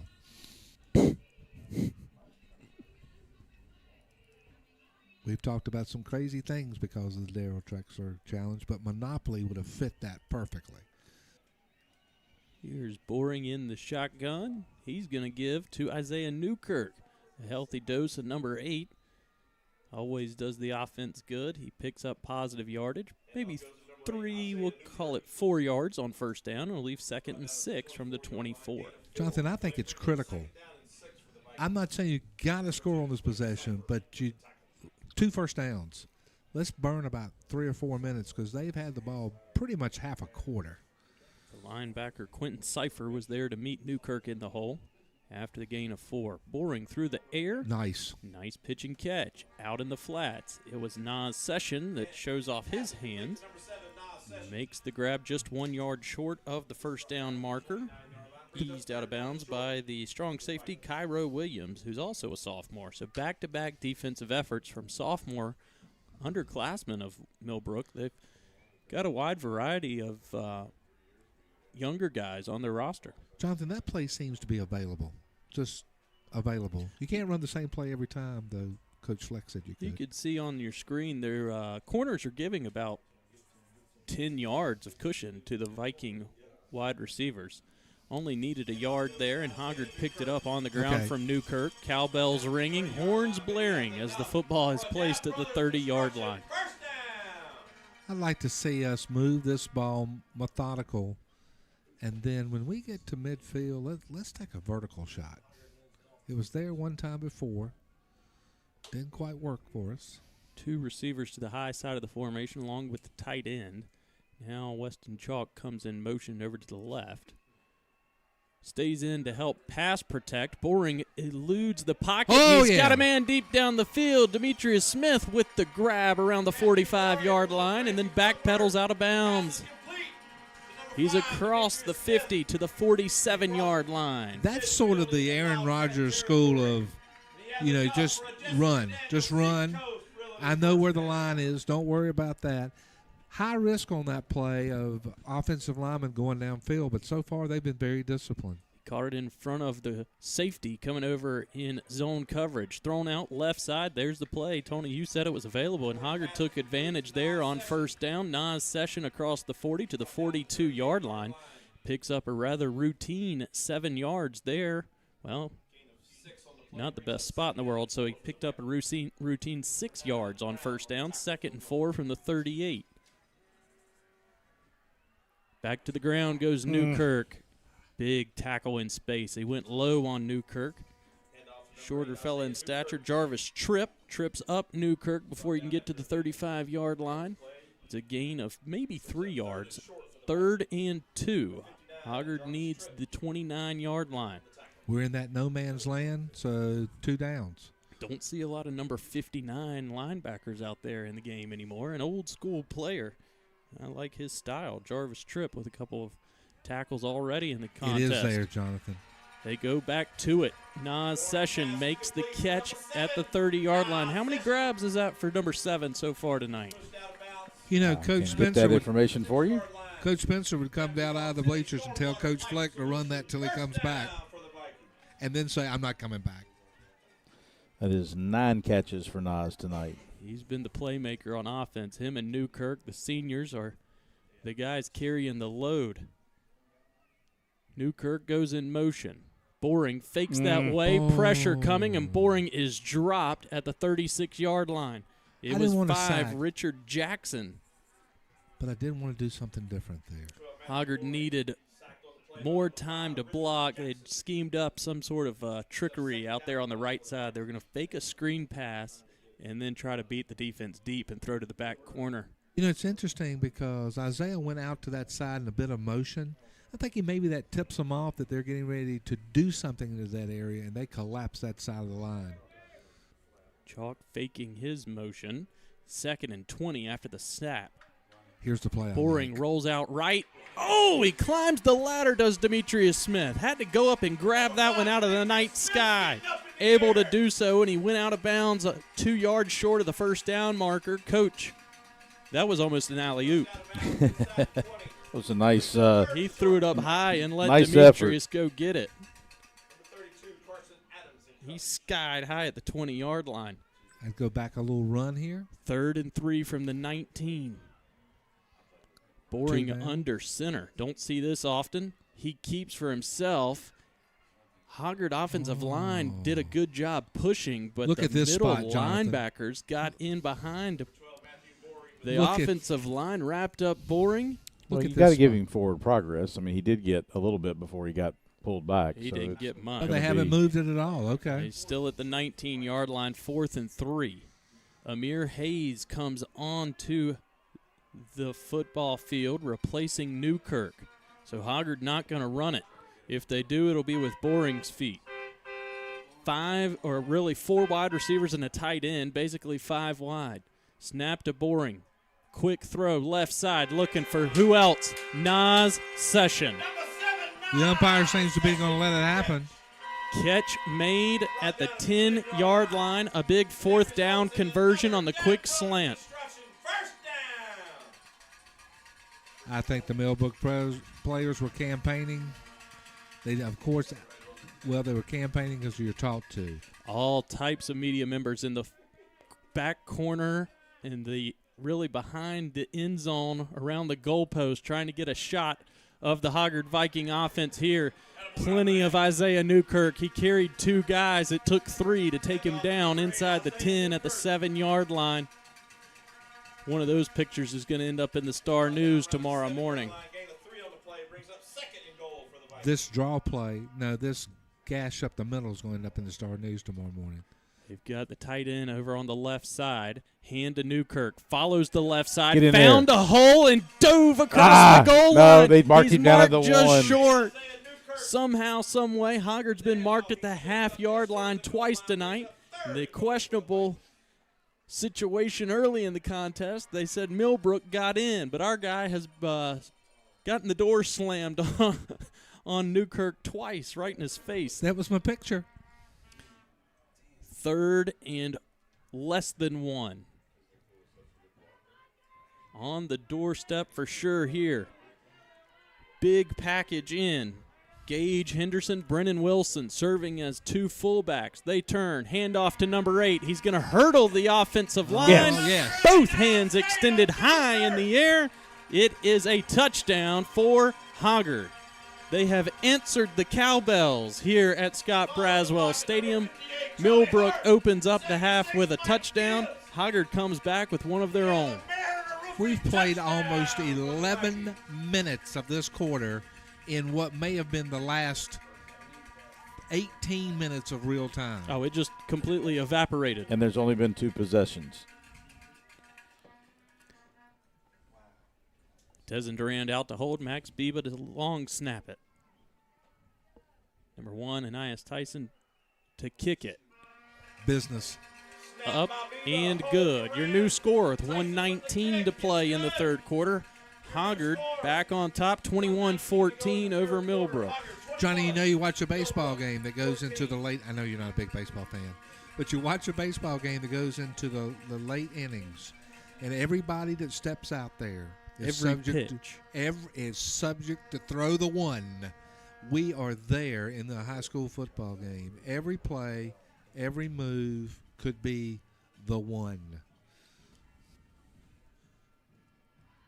It was number 1, Anias Tyson, that put an extra tally on the scoreboard for Hoggard to make it 21-14. Tyson will kick off. He's been prone to kick short here in the playoff stretch. And I think he's going to try to put it at about the 35 or 32-yard line. There's a pretty big gap between the man standing at the 40 and then someone standing at the 22-yard line. Could he pooch it out there and somehow get onto the pigskin? Go get it. That would be an interesting little. There's a little bit of real estate available. I thought he had actually looked for that soft spot. He goes deep to the 12-yard lines where it's fielded. Whoa. Oh, nearly a face mask. Oh, and it's a late flag. It was a face mask. Aiden Bracey made the tackle, but he got a handful of helmet that helped him do it. 7, Malachi Gilchrist, the guy that made the diving catch for the touchdown for Millbrook, was the return man.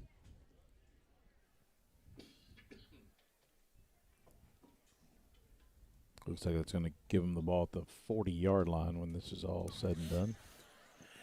Personal foul, face mask on the kicking team. 15-yard penalty, 1st down. Face mask is probably second only to pass interference in defensive penalties, more so than even offside. It's interesting because you're trying to get the guy. You can grab everything else from his neck down. It is the forbidden fruit of the uniform. Screen pass set out left side. Catch made this time from McCullers. Haven't seen him a ton in the passing game. Trying to loosen things up is Millbrook. He picks up 2, maybe 3 yards on 1st down. Porter Dabbs having the best game of the season for him so far. He makes another tackle on McCullers. You know, one of the things that's happening right now, though, is you're putting some game pressure on Millbrook to hold serve. Gained 4 yards. This will more than likely be the final play of the third quarter. Bryson Gray, the center, man coming in motion. They give to McCullers at the 45-yard line, and he gets out to midfield. He will be very close to a first down. Now they're signaling that he picked it up, so it moves the chains, and the ball's resting right on the 50-yard line. 18, Porter Dabbs with another tackle. He's starting to stack them up, really collecting them. I'm sure he's got double digits by now. As we come to a close of the third quarter. 8 on the game clock, 18 on the play clock.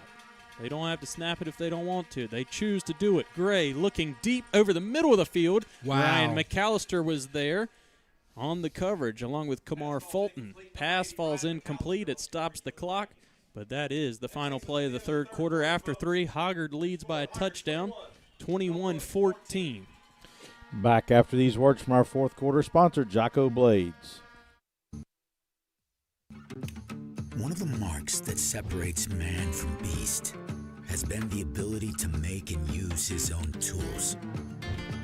There was a day, not too long ago, when men made tools to last. Handsome, reliable, and ready to help you tame the world. Put your hands on something that leaves a legacy. Grab a knife your dad would use. Jocko Blades.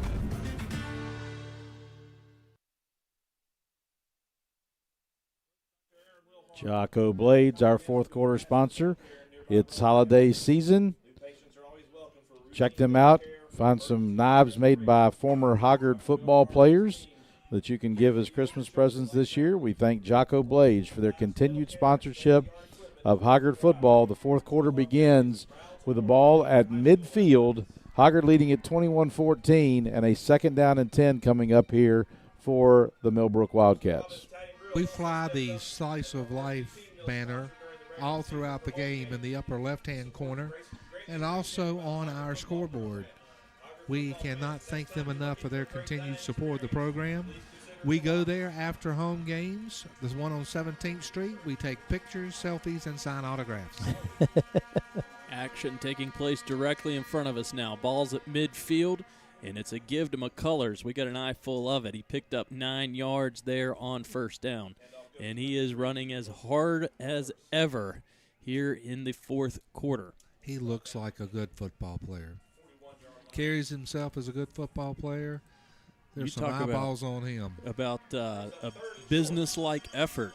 He has brought his lunch pail to work here tonight. There's no hopping around, bouncing up and down, or trash talk coming from him either. Just a hard-nosed ball carrier. And a junior. Done a little bit of it all. He's caught a couple of passes and run for a long distance. Here's a handoff to his counterpart, number 6, Nasiah MacArthur. Stepped out of a tackle at the 42-yard line and gained extra yards after contact. He ran hard as well. And seems to be their outside counterpunch to the inside running game of McCullers. We were holding on. We were holding on with a lot of green grass in front of him. Kamar Fulton was able to make that tackle. Millbrook uses a lot of the play clock. We're at 10. Have this thing timed out perfectly. Give to McCullers. Hit from the backside after a pickup of 3. It was number 20, Walker Weston, who's had a whale of a game himself. Brings down McCullers after a pickup of 2. If you just joined us, we've led from the outset. We have not trailed in the game. We led after an opening kickoff. Millbrook to date has been able to match all of our touchdowns. Scored 1 on the ground and 1 through the air.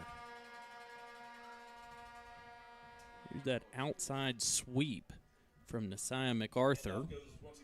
Testing the edges of the Viking defense. I got to say something about number 87's cleats. There have been at least 3 or 4 times I thought they were penalty flags. Hayes, Bronner. And then when the penalty flags start walking away, I realize what's going on. He's the tight end for the Wildcats. They've thrown his direction a couple of times tonight. Had a nice tight end screen set up for Bronner, but the ball never got to him. Third and 5. It was a pickup of 5 from MacArthur to set the table for this third down. Hard running, contact made for about a 2-yard gain. Still on his feet is McCullers and piled upon at the 26-yard line. They needed the 25. It'll leave 4th down and a short 2. I think I'd kick this. It was Marshall Chalk, Josh Tinglestad, and Ryan McAllister that put the stop on McCullers. You'd kick it here with McCullers? You got to have a field goal somewhere. This would be a long field goal. I don't think a 43-yard field goal. All this time. I think if I'm Millbrook, I'm doing just this. I'm going for it. Well, I'm calling that my 60. Watch the ball, defensive line. Nobody jump. Under center is the quarterback. We hadn't seen that a ton. He fakes the handoff and was going to try to throw it out to the tight end. There's no doubt I'd have thrown that ball. He did not have time at all to set his feet or turn his head. Walker Weston coming with all kinds of pressure off the end. Bryson Gray, I think, had his eyes closed when he threw it, bracing for a hit. Intended target was the tight end, Braylon McCullough. Again, he could barely get his head around before the football had passed him. You have to get away from a defensive effort to see it, right? They march down the field. It's a second turnover on downs. Stout when need be. Hand off to Isaiah Newkirk. Everybody regroups. Newkirk goes for about 1 yard. It'll be 2nd and 9 from the 27-yard line. We have exactly 9 minutes to play in the ball game. Hoggard up by 1 touchdown. Scores from around the East in the 4A playoffs. Number 1, Cleveland trails. Number 8, Jordan, 21-13. Number 5, Rolesville, 30-0 lead over number 4, Richmond. So in the top half of the bracket, it's upset city. 2nd and 9. Hoggard wanted to throw the football, did not have time. Braylon McCullough, he lined up at tight end on that 4th down play, could not make the catch, couldn't convert. His presence is felt on 2nd down because he gets credit for the sack. Also, McCullough is the man that blocked a punt from Boring early in the ball game and set up Millbrook with prime field position at the 35-yard line. So he's Jonathan, I want to throw the ball past the second stake. I don't want to catch and yards after to get it. 3rd and 10 at the 26. Boring doesn't have a whole lot of time. He double clutches, and then that ball's tipped at the line of scrimmage. 2nd or 3rd time we've seen that tonight. That might have been McCullough again that affected the pass. Well, I don't think there's any doubt what you got to do here. 4th and 10, and the clock stopped at 7:58. Coach Underwood tells his kicking unit exactly what he wants to see, and Hudson Blevins comes out to kick the football away. The last score that I'll give you, Cardinal Gibbons up 38-7 over Hillside in the other game here in the East. Defense did a good job getting the stop. Offense couldn't do anything. Rugby-style kick off the left foot of Blevins. It rolls at midfield across the 45 to the 43-yard line. Millbrook with a nice starting field position here, trailing by a touchdown inside 8 minutes to go. I have a tremendous amount of focus, especially based on what I do for a living. What keeps flying by this booth? I don't know, and I think it's lower. I think it's something being thrown actually down on the track, but I think it's getting enough air that it's catching our eyesight. Here we go, defense. Need another stop. I thought it was a drone. Those are not allowed, so I know it's not a drone. Maybe Mr. Manning could help us. 1st and 10 from the 43. Millbrook's played 2 quarterbacks at times this year. Tonight, it's only been number 1, Bryson Gray as the signal caller. He's back out there in the shotgun. Well, in the pistol, actually. Behind him was McCullough. Gray unloads down the right side. Nice coverage that time. A pass interference flag, more than likely, is coming out on Rayshawn Williams. That's a rarity. Williams was in front of the wide receiver and put on the brakes, kind of cutting off the pass pattern. I got to believe that's some kind of contact earlier than at the point of the ball. Williams was leading the receiver. I can't believe that's at the point of the catch. Maybe he got handsy. Holding on the defense. There you go. 10 yards from the previous spot. It's going to result in a first down. So, Jonathan, that went down somewhere along the trip. As but the not receiver was starting to break away. Then the flag should have been thrown before it was thrown. It was not thrown until after the ball hit the ground. Intended target was totally understand. I've played enough backyard ball to see if it went in before I called a foul. But it was Malachi Gilchrist who they were looking for, and Gilchrist is taken off again. He was 10 yards up the field, and the ball didn't move. Nobody else did except for Gilchrist, very anxious to make a play. Unfortunately for him, nobody else moved, and it'll penalty remains first down. It's a false start against penalty goes the against offense. Millbrook, brings up first down and 15. Gilchrist is their man through the air. He has made some miraculous catches on corner routes, one for a score in which he was fully extended in the end zone. So Gilchrist through the air, and the man on the ground is Brillison McCullers. They give to McCullers right up the middle of the field. He's got nothing but green grass in front of him. They're not going to catch him. Touchdown, Millbrook. After the false start penalty backed them up 5 yards to the 50-yard line, McCullers went, well, it was backed up to the 48-yard line. McCullers went 52 yards, basically untouched, straight up the hash for the score. You need to phone a friend. We're going to the wire tonight, folks. Out for the PAT attempt, number 88, Angel Gomez. It's up. It's good. He's got plenty of leg. I think it would have been good if they tried a field goal earlier. Your new score with 7:32 to play. Millbrook 21 Hoggard, 21 Millbrook. Jonathan, we said evenly matched. We have given it 41 minutes and 28 seconds. And guess what? We're even, friend. All timeouts are left and a quick game reset. We're getting ready to have a Millbrook kickoff to Hoggard. And we've got everyone's got all three timeouts, important possession. Got to make sure, I think we're at the point in the game where I think you have to make sure you get something for everything. If you drive deep and it's 4th and 10, I think you got to, I think both of these kickers are probably very capable. Well, Hoggers did a great job all night trying to contain McCullers. And somewhere along the line of scrimmage or a linebacker did not make the run fit, and McCullers makes the Vikings pay for it. If you score a touchdown late to pull within one, let's say, are you going for two in this environment? No, going to overtime. Because you're at home? Either team, I think you go for overtime. Kick it, go to overtime. Angels got plenty of leg. That is in the end zone for the touchback over the head of Rayshawn Williams. You know what I really didn't like about that previous series? What? The defensive holding call. I think it kind of changed things. Oh, no doubt. Yeah. No doubt, especially because we didn't get the flag. And it might back have to Coach Queen's helped point. the Wildcats because that flag was thrown It didn't hurt directly in front of their sideline. Oh, Jonathan's going back to the election. A little campaigning.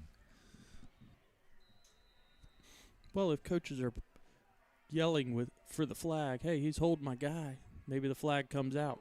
Rolling to his right is Boring. Throw was intended for non-Session. He was hit as he was going to the ground trying to make the grab, and Sessions down.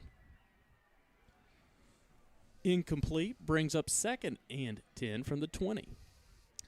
Now with Session down on the turf, you got to think Demetrius Smith or Dezen Duran. Duran, Smith, we're capable. Well, Chalk. How about a little chalk down the middle? Yep. Or Newkirk.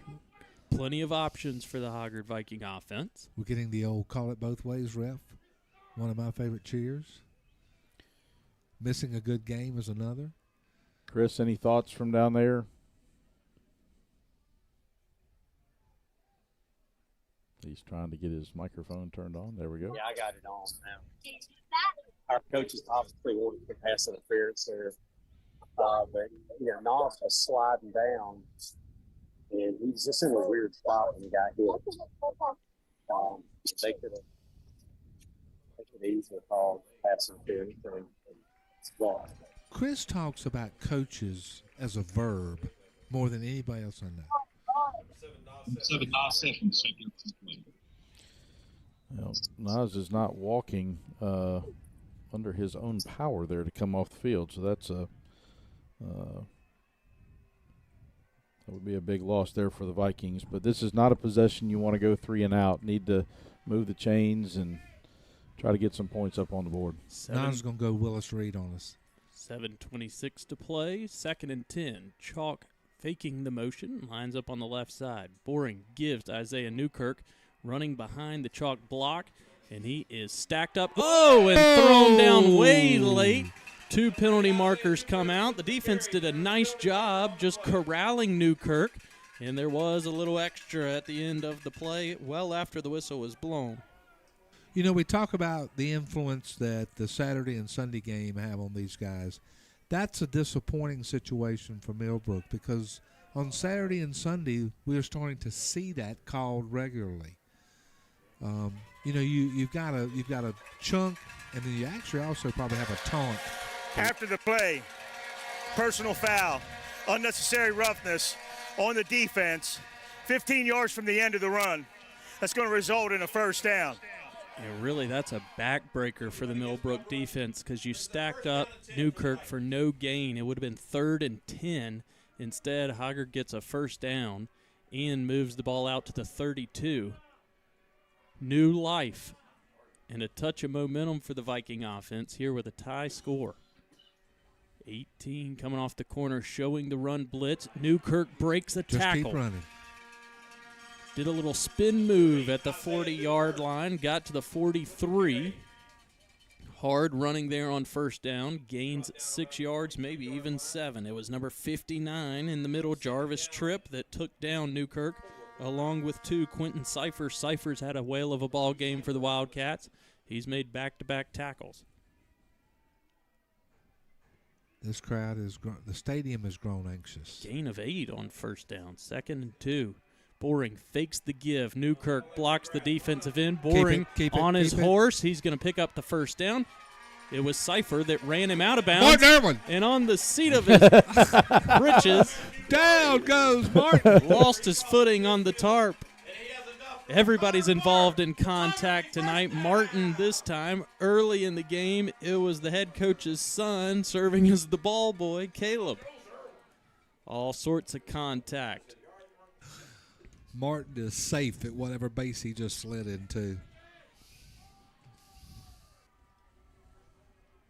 First down for Hoggard. Boring picked it up with his feet. Ball's at the 50-yard line. This time they gives to Newkirk. Newkirk with a big hole up the middle. Nice job blocking in the... He's still on his feet. Whistle never blew. Talk about playing to the echo of the whistle. Isaiah Newkirk kept him churning. And guess who was up front doing it as well? 76, the left tackle, Michael Gibbs. He's a senior. He doesn't want his season to come to a close here tonight. 76 was moving and grooving up front. 6 minutes, folks. 6 minutes. Gain of 9 on first down. So the previous first down, Newkirk picked up 8. This time it's 9. 2nd and 1. You could call anything in the playbook. Hoggard going deep. Oh, no. Hit as he's thrown. Football flutters at the 20-yard line. Nearly intercepted. The corner, Zaire Hines, wishes he had another opportunity at that one. That would have been an incredible over-the-shoulder catch. Just looking up into The ball was tipped at the line of scrimmage, there is no foul for pass interference. That's the explanation from Bradley Wilt. I always appreciate it when they do that. Yes. Tell us all you can about what's going on. Absolutely. What'd you see? Though I think the basketball officials looking at the Get the first down right here. 3rd and 1. There it is. It was Newkirk. He needed got the it. 40-yard We line. got He it. should have a it. good spot. Coach Underwood straddling the 40, and he motioned for the first down. Now the officials do as well. Man, what a back-breaking penalty call on the unnecessary roughness, the late hit. They were in good shape in the down and distance when that play went on. It was a tough call, in my opinion, against the Hoggard defense, which led to a Millbrook touchdown. Could the reverse be happening here? Tick-tock goes the clock. 5:20 to play in the ball game. Give to Newkirk out of the gun again. That's kind good. of picks his way forward. Maybe 4. Used the block of Sam DeChamps that time, and the center, Steve Visconti.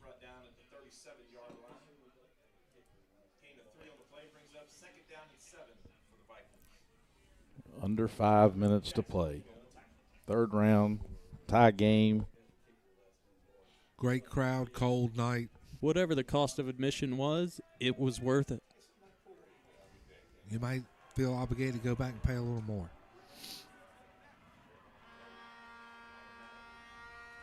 Boring. Wants to throw deep.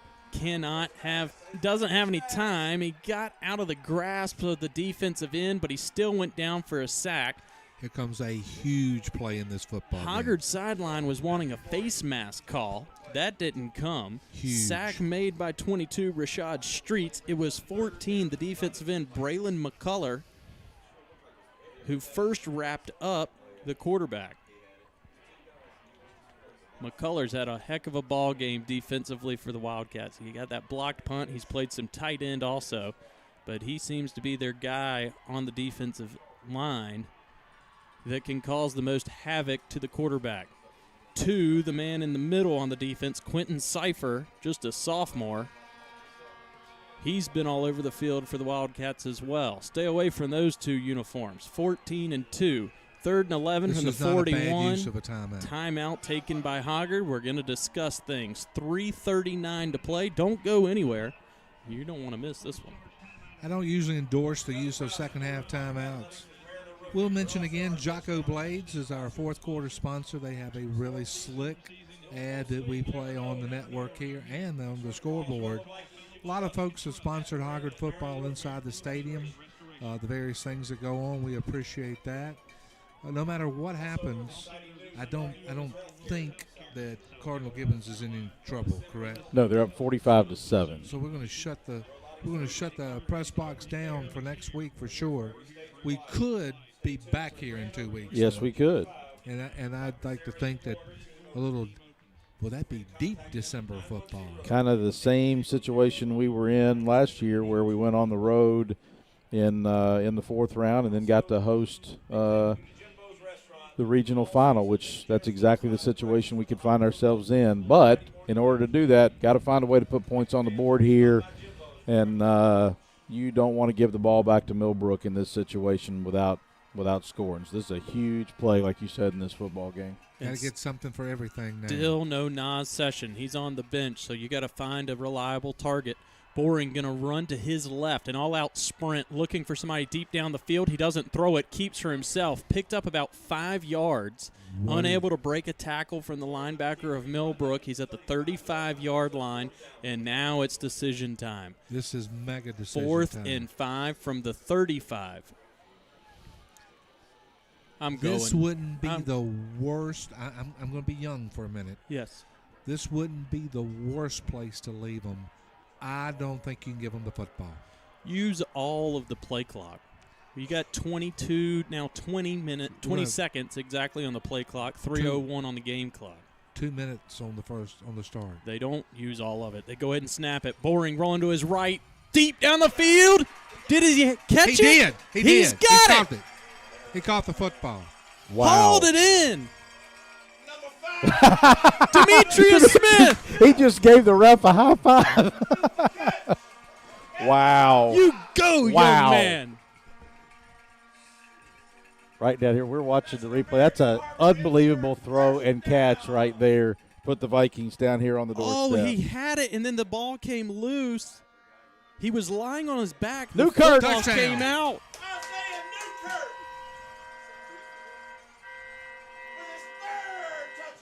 He lined up quickly, does the Hoggard offense. They give to Isaiah Newkirk, and he gets across the goal line with 2:34 to play. The old combination. All right, Ananias. Looking back at Straight the catch down the middle that was made by Demetrius Smith on 4th and 5, if I'm a Millbrook fan, I'm beside myself. I'm not 100% sure that he caught it, but the referee was 1 foot away. I'm giving the referee the benefit of the doubt for being 1 foot away. Looking at the replay, I'm not – if this was a college game, that would have been under review because it was tight. Johnny. Hey, great effort. Let me ask you, I mean, it was sort of like one of those – it was like a basket catch. It was a basket catch. He catches it like at his knees, falling backwards, ends up on his back, ball is on his chest, and then the ball comes out immediately because the Millbrook player swiped at it. I guess they're saying he made the catch and then hit the ground. Oh, what do you want? What can I do for you, kind man? It was Cairo Williams on the coverage for Millbrook on the pass play. I thought he did a great job. But sometimes things break your way, and it did there for Hoggard. Nevertheless, Millbrook's got a chance to make it even. They've got 2 minutes, 34 seconds left on the clock, 3 timeouts. Hoggard's used 1. They have 2 remaining.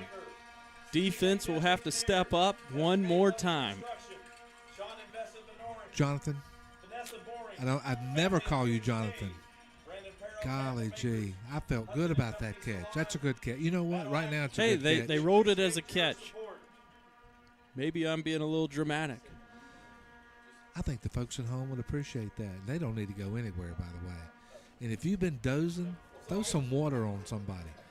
2:34. Tyson goes with the short kick. Fielded at the 20-yard line, but it's a dangerous return man. Naziah MacArthur around the right side. Tackle made in space at the 35. Player down for Millbrook. Big collision happened at the 28-yard line, and that's where the injured player is. Coach out on the field immediately. We're getting ready to play. And he's limping off.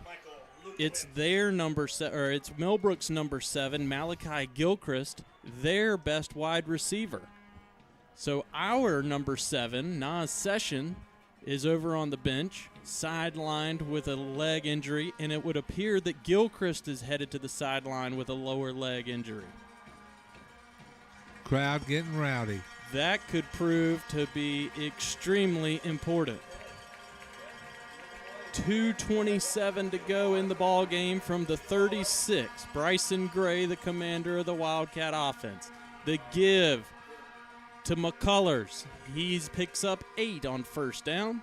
These tackles are so timely.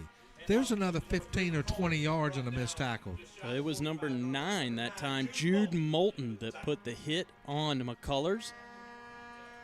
After a gain of 8, ball's at the 44-yard line. Tick-tock goes the clock. 2 minutes to play.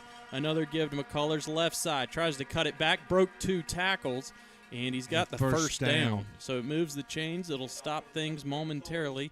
Millbrook does have all 3 timeouts. Under 2 minutes left. Hoggard with 2 timeouts. Millbrook, more importantly, with all 3. Marshall Chalk was able to get McCullers onto the ground. Gray working rather quickly. Now he'll stop and turn for the signal from the Wildcat sideline. 4 wide receivers. Snap to Gray. Throws deep down the right sideline. 2 guys over there. Penalty marker comes out. Big collision as the ball was coming towards the receiver. Kamar Fulton and Rayshawn Williams on the coverage. You want me to call you? Yeah, they're going to call pass interference. I think Rayshawn Williams was in position. He had to get Pass his head interference turned back around. on the defense, 15 yards from the previous spot. That's going to result in a first down.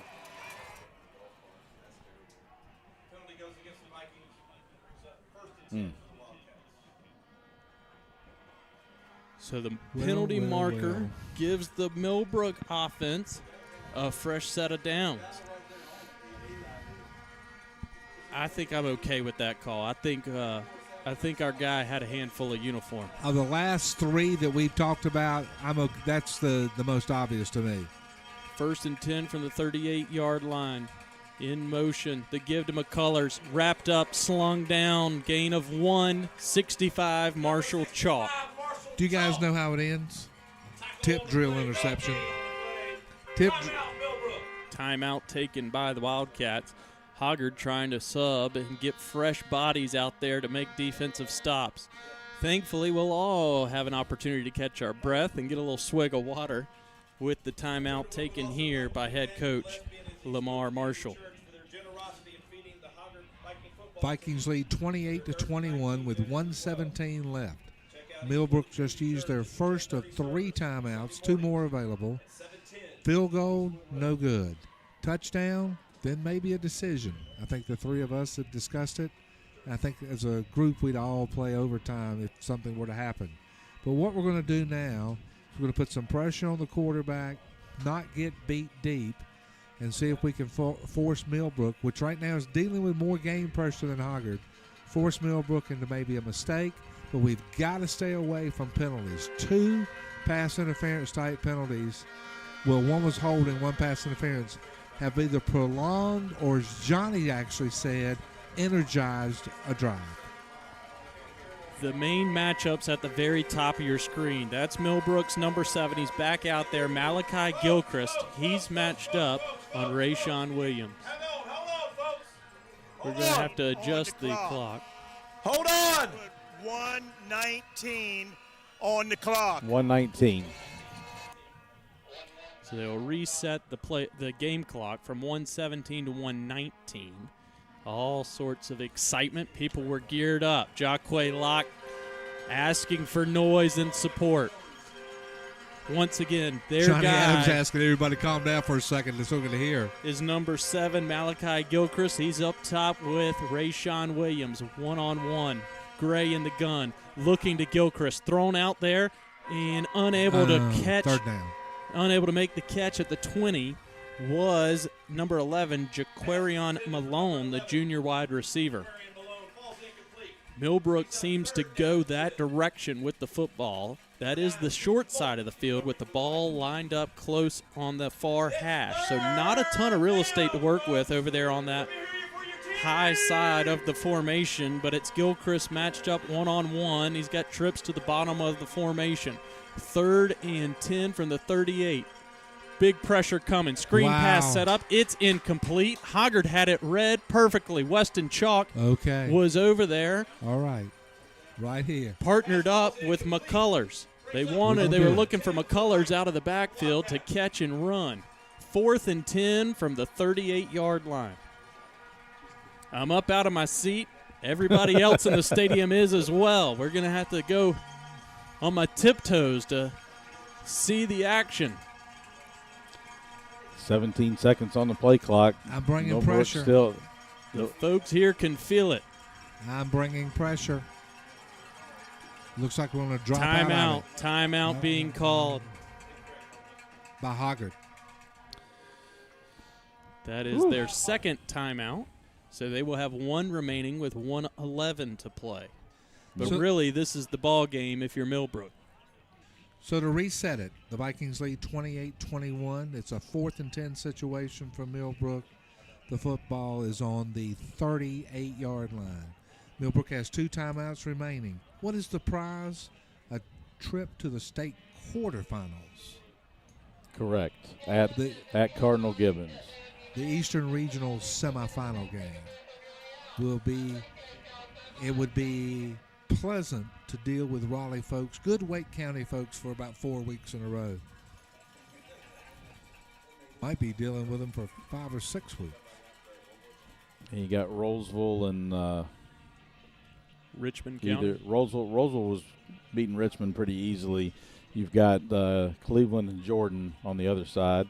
Head coach Craig Underwood's wife, Nicole, with her back to the field right now. I don't know if she's going to turn around and watch it or not. I don't want her to point that horn at me anymore. A few minutes ago, she pointed it and then holstered it. So if you're Millbrook, what are you calling here, Tony?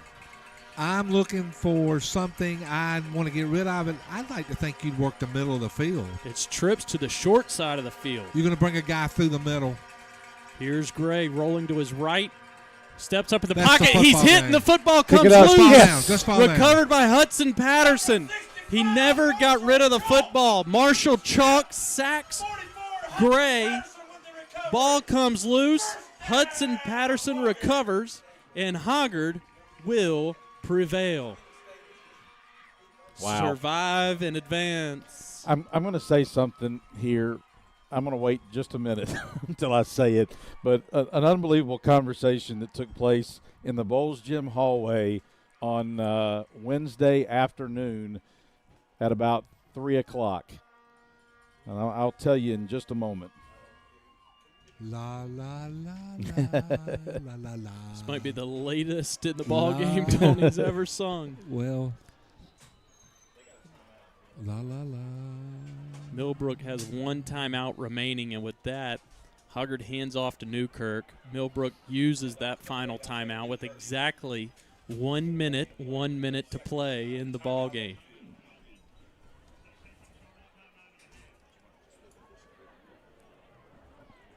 What an effort from the defensive line of Hoggard. Marshall Chalk hit the quarterback, Gray, caused the fumble. There was all types of commotion and bodies flying around everywhere in the pocket that disrupted things. Gray was going to tuck it and try to run. And Chalk, with a diving effort, wrapped up the lower half of his body and must have gotten a piece of the elbow or the forearm, created the fumble, and the other defensive end, Hudson Patterson, jumps on the football. What a stop by the defense. That's 3 times on 4th down. What a good football That Hoggard game. held.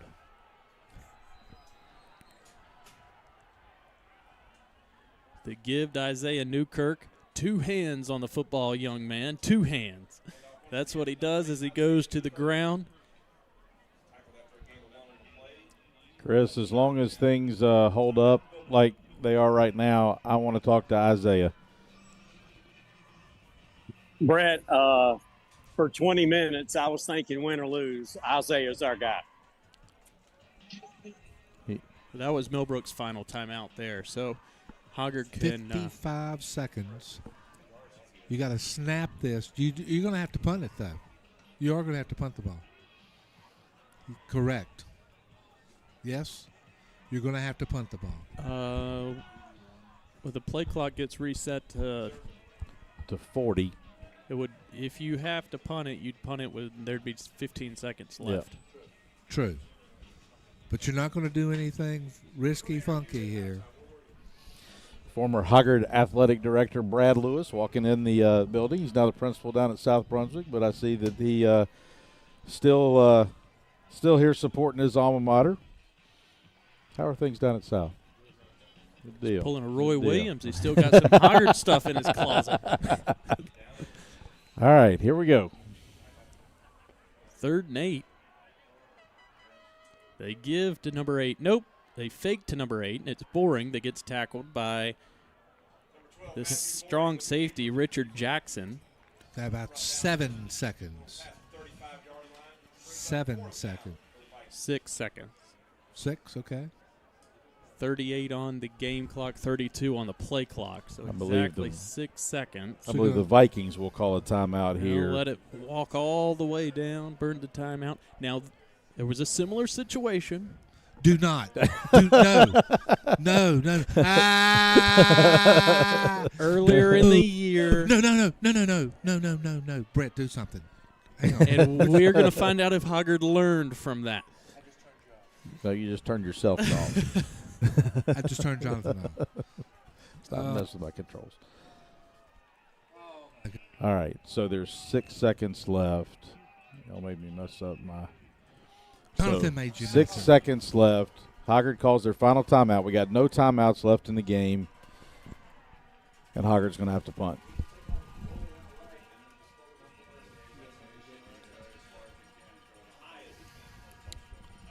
Punt play. What a great game. Are we punting this out of bounds, by the way? We are punting this ball out of bounds. Yeah. No funky, nothing. Punting it out of, okay. Snap, catch, kick. Snap, catch, kick, sidelines out. I was in the building the night of the lateral play. Nothing in the middle of the field.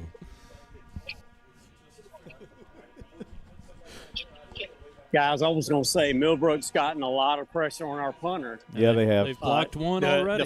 The first one, we were in a pooch punt, so we were a little bit close. So we need protection right here. Guy back to return the kick is Naziah MacArthur. Oh, Here's a snap. gosh. It was He exciting. Blevins made the catch. He Use up kicked some it clock. inbounds. It's over. rolls. It goes into the sideline. Turn out the lights. The party's over. They say all good things must end. Turn out the lights. We're going to Raleigh next week and do it again. That's it. That's all. That's the ball game. Final score from Scott Braswell Stadium. Hoggard Vikings 28, Millbrook Wildcats 21 in a classic third-round matchup here in southeastern North Carolina. Pyrotechnics taking place from the practice field here at Scott Braswell Wednesday Stadium. afternoon, about 3 o'clock, I was getting ready to leave. Coach Rod Quick, one of the defensive coaches for the Vikings, coming down the Bowles Gym hallway to get some ice water. He spilled it all over the hallway at one point. But we were talking. He was getting ready to head out to practice, and I said, Coach, what do you think? He said, it's going to be a tight one. It's two pretty evenly matched teams. It's going to be probably a one-possession game. I said, is it going to be like it was last week as far as score? He said, probably 28-21. Final score tonight, the man knows ball. 28-21. So Rod Quick nailed that one. I'm just glad that glad we had the 28. That was that's a game you don't. Tony, you and I have talked about this in basketball games a lot over the years. When you don't ever want to get behind. I felt like that tonight in this football game. I didn't ever want to be behind, and Millbrook answered every touchdown that we scored. But we were able to answer them tying the game up each time. And, you look back at the way this game started with Hoggard never trailed. We don't field the kickoff cleanly and pick it up and end up running it 90 yards back for a touchdown. And that proved ultimately to be a difference-making play in the football game. Coach, both of us have always believed, too, that if the right situation comes when you have the lead, especially in hoops, and get the ball, you call timeout because it's such an important possession. But you know what? Again, we talked about at halftime, a defensive effort, sometimes you got to get away from it to see it. 21 points against that opponent, as much as they efficiently could move the football at times, that's a great effort, a lot of heart. You know what? We're packing up sometime next Friday afternoon and headed to Wake County. And I feel like that we will be able to do the same thing next week and broadcast on our YouTube channel for on the road and on the NFHS network like we did tonight. But we will certainly keep you updated as to what we can do. But based on everything that I'm reading and the way things have gone, I think as long as we pay the fee that we can do what we need to do to be able to bring you this action next Friday night from up at Cardinal Gibbons, right across from Carter Finley Stadium. You know what? What? You know what's going to make next week's trip sort of special? there's going to be some folks that are glad to see us next Yes, Friday they night. are. Yes, they are. They Glad came down to see here. us. They came down here last year in the Eastern Regional Final, and I had a parent of one of the Cardinal Gibbons people who's a college basketball coach tell me he had never seen a high school environment like what took place down here that night. And we just happened to have a can of whooping left in the pantry.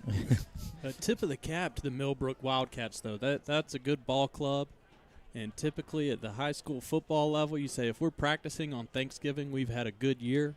I think Millbrook has had a great season. That was only their second loss of the season. Those 2 losses, one to Rollsville. Right. They'll be playing next week. And now to Hoggard, and who's playing next week in the fourth round. As you said a lot tonight, they have a lot of sophomores on that team. That is a young football team that I think will be heard from again next year with them able to make another deep playoff run. I can't remember what classification they're going to be next year as we go to 8 classifications. I do not believe they are I do not believe that they are 8A, although I'll have to pull that up. I just can't remember where everybody falls next year. But great game tonight. Been a couple of really good ones here the last 2 weeks with Leesville Road and Millbrook coming to town, and the Vikings coming away with 1-score wins. With all season long, even though the defense was doing a great job, we've kind of talked about the offense more, and we had injuries on the defensive side of the ball throughout the year. But these last 2 weeks, our defense has been very, very much up to the challenge and made some huge plays in order to win these football games. And they've done it against different style offenses, which is even more commendable. Broughton wanted to throw the football all over the place. Leesville wanted to run it. And tonight you had a good mix of both. And other than one 50-yard, bust up the middle from McCullers and an excellent 30-yard strike to the end zone, Hoggard defense really did a great job. And both of those scores, tip your cap to Millbrook on the pitch and catch for the touchdown. That was just a great play. The buzz about the defense had been the fact that we were getting banged up. Sure, we were missing some guys. Never want to see anybody get banged up. But what a great next man up mentality. And, we got some young kids playing out there. Even tonight. We went to Nas at least 10 times. Nas, he's banged up, going to him on a pass play. He's out next series, come back. Demetrius Smith. Demetrius Smith made a great catch on a second and long play where he had to climb the ladder, skied high for a football, and kept the drive alive, able to get us the first down. So Demetrius had a great game tonight, one of his best. Porter Dabbs defensively made all types of tackles. Hudson Patterson with the fumble recovery, and Walker Weston with an interception. But typically we say it comes down to turnovers and special teams. Tonight, 2 turnovers that the defense created and recovered, and special teams with a touchdown, and no missed PATs, and fitting that the game ends on a special teams play from Hudson Blevins. I see Isaiah Newkirk coming over there to get on the air here with Chris. Isaiah, you got me? Yes, sir, I got you. All right. First of all, congratulations. Tremendous job tonight by the team to advance to the 4th round of the playoffs. But we have talked all year long about your running style and how you seem to get better throughout the course of the game and how you are initiating contact. You seem to be in a different gear even tonight. Just talk about what it was like out there and what you were feeling as a senior here playing in a tight playoff game. Well, it's great. I knew it was going to be a fight. I knew it was going to be a good game. They had some tough linebackers, some tough D linemen, and we were watching film all week, and we knew it was going to be a tough game. I just wanted to go hit somebody. I just wanted to go hit a man across from me and just initiate contact, go get that extra yard, follow my O-line, just see the open hole and go get it, you know. Well, and, you know, in the fourth quarter there, you had first down runs of, you know, putting your team in second and short situations where, you know, you had a lot of yards after contact. What enables you to be that kind of a running back in the fourth quarter of a game? Man, I just, you know, I don't let my feet stop on first contact, you know, because I mean, we worked on it all at practice all week, not getting hit by the first contact, not going down without first contact. Keep on driving your feet, you know, keep on working. That's what I've been working on since I was little. With my dad out in the backyard, working on getting that yards after contact. That's why I'm a big back, you know. I love it. Isaiah, this is Tony. Buddy, if I ask you who reminds you of you in the pros or the college game, who would you say? I'm probably going to have to say Jarquez Hunter, Auburn Eagle in college, and Derrick Henry in the pros. I was hoping you were going to say Derrick Henry because you'd be a heck of a fantasy pick, my friend. Thank you. Well, Isaiah, this is following a script of last year, you know, where we play 3 rounds at home. We go on the road for round 4 with a chance to come back and host the regional final, and you get Cardinal Gibbons again. Right now, what's your feeling about going on the road to face Cardinal Gibbons next week? Well, I mean, they want the rematch. They want the rematch bad. They've been talking. They want the rematch bad, so we're going to go give it to them. We're going to work hard this week in practice. We're going to take the extra step, work hard, and not give up because we're a great football team. We have great coaching, and we have great leaders on this team. They want this rematch, so we're going to give it to them. Hey, Isaiah, it's Coach Adams here, buddy. What's up?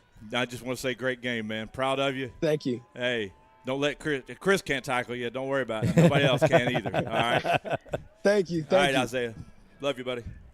Love y'all. Thank you, Isaiah. And we'll probably see Isaiah. He comes to basketball practice and helps us out after football practice too. So enjoy this one. Get over there with your family. And great effort tonight. And we'll look forward to seeing you next Friday night in Raleigh. All right. We'll see y'all. Thank y'all. All righty. I'm going to get Chris. I hope Chris will put his headphones back in because he's fairly close to Rod Quick over here on the sideline. I want to see if Coach Quick remembers what he told me. But Chris is talking to Isaiah out there in the middle of the field, so I'm not sure that he's going to put his headset back on, but we'll give him a second. But next Friday night, the Vikings will be at Cardinal Gibbons in the 4th round of the state playoffs. And we hope to be able to broadcast that for you on the YouTube channel and on the NFHS network. We'll coordinate that with the NCHSAA and Cardinal Gibbons, and we'll keep you updated on the HoggardSports.com and Hoggard Sports Twitter pages to let you know let you know where you will be able to watch the game. We know you'll be able to watch it. It's just a matter of whether or not we can broadcast it and where exactly we can broadcast it. But Chris disconnected himself. I'm not sure he's going to get himself back connected again. He's there with Coach Quick, but he's disconnected himself. So no, he disconnected himself, and I don't know if he can get himself back on. All he's got to do is click a button. But I really wanted to get Coach Quick on there. But see the tradition there of all the Hoggard families gathering down there on the field after the game. And just a fun night here on Thanksgiving weekend. Great game by the Vikings. And just excited to be able to get after it again. Chris, put your headphones in now. Get him down there. Hey, Chris, go over to Coach Quick. I want to talk to Coach Quick. He's behind you. He's at the fence, right at near the 50-yard line.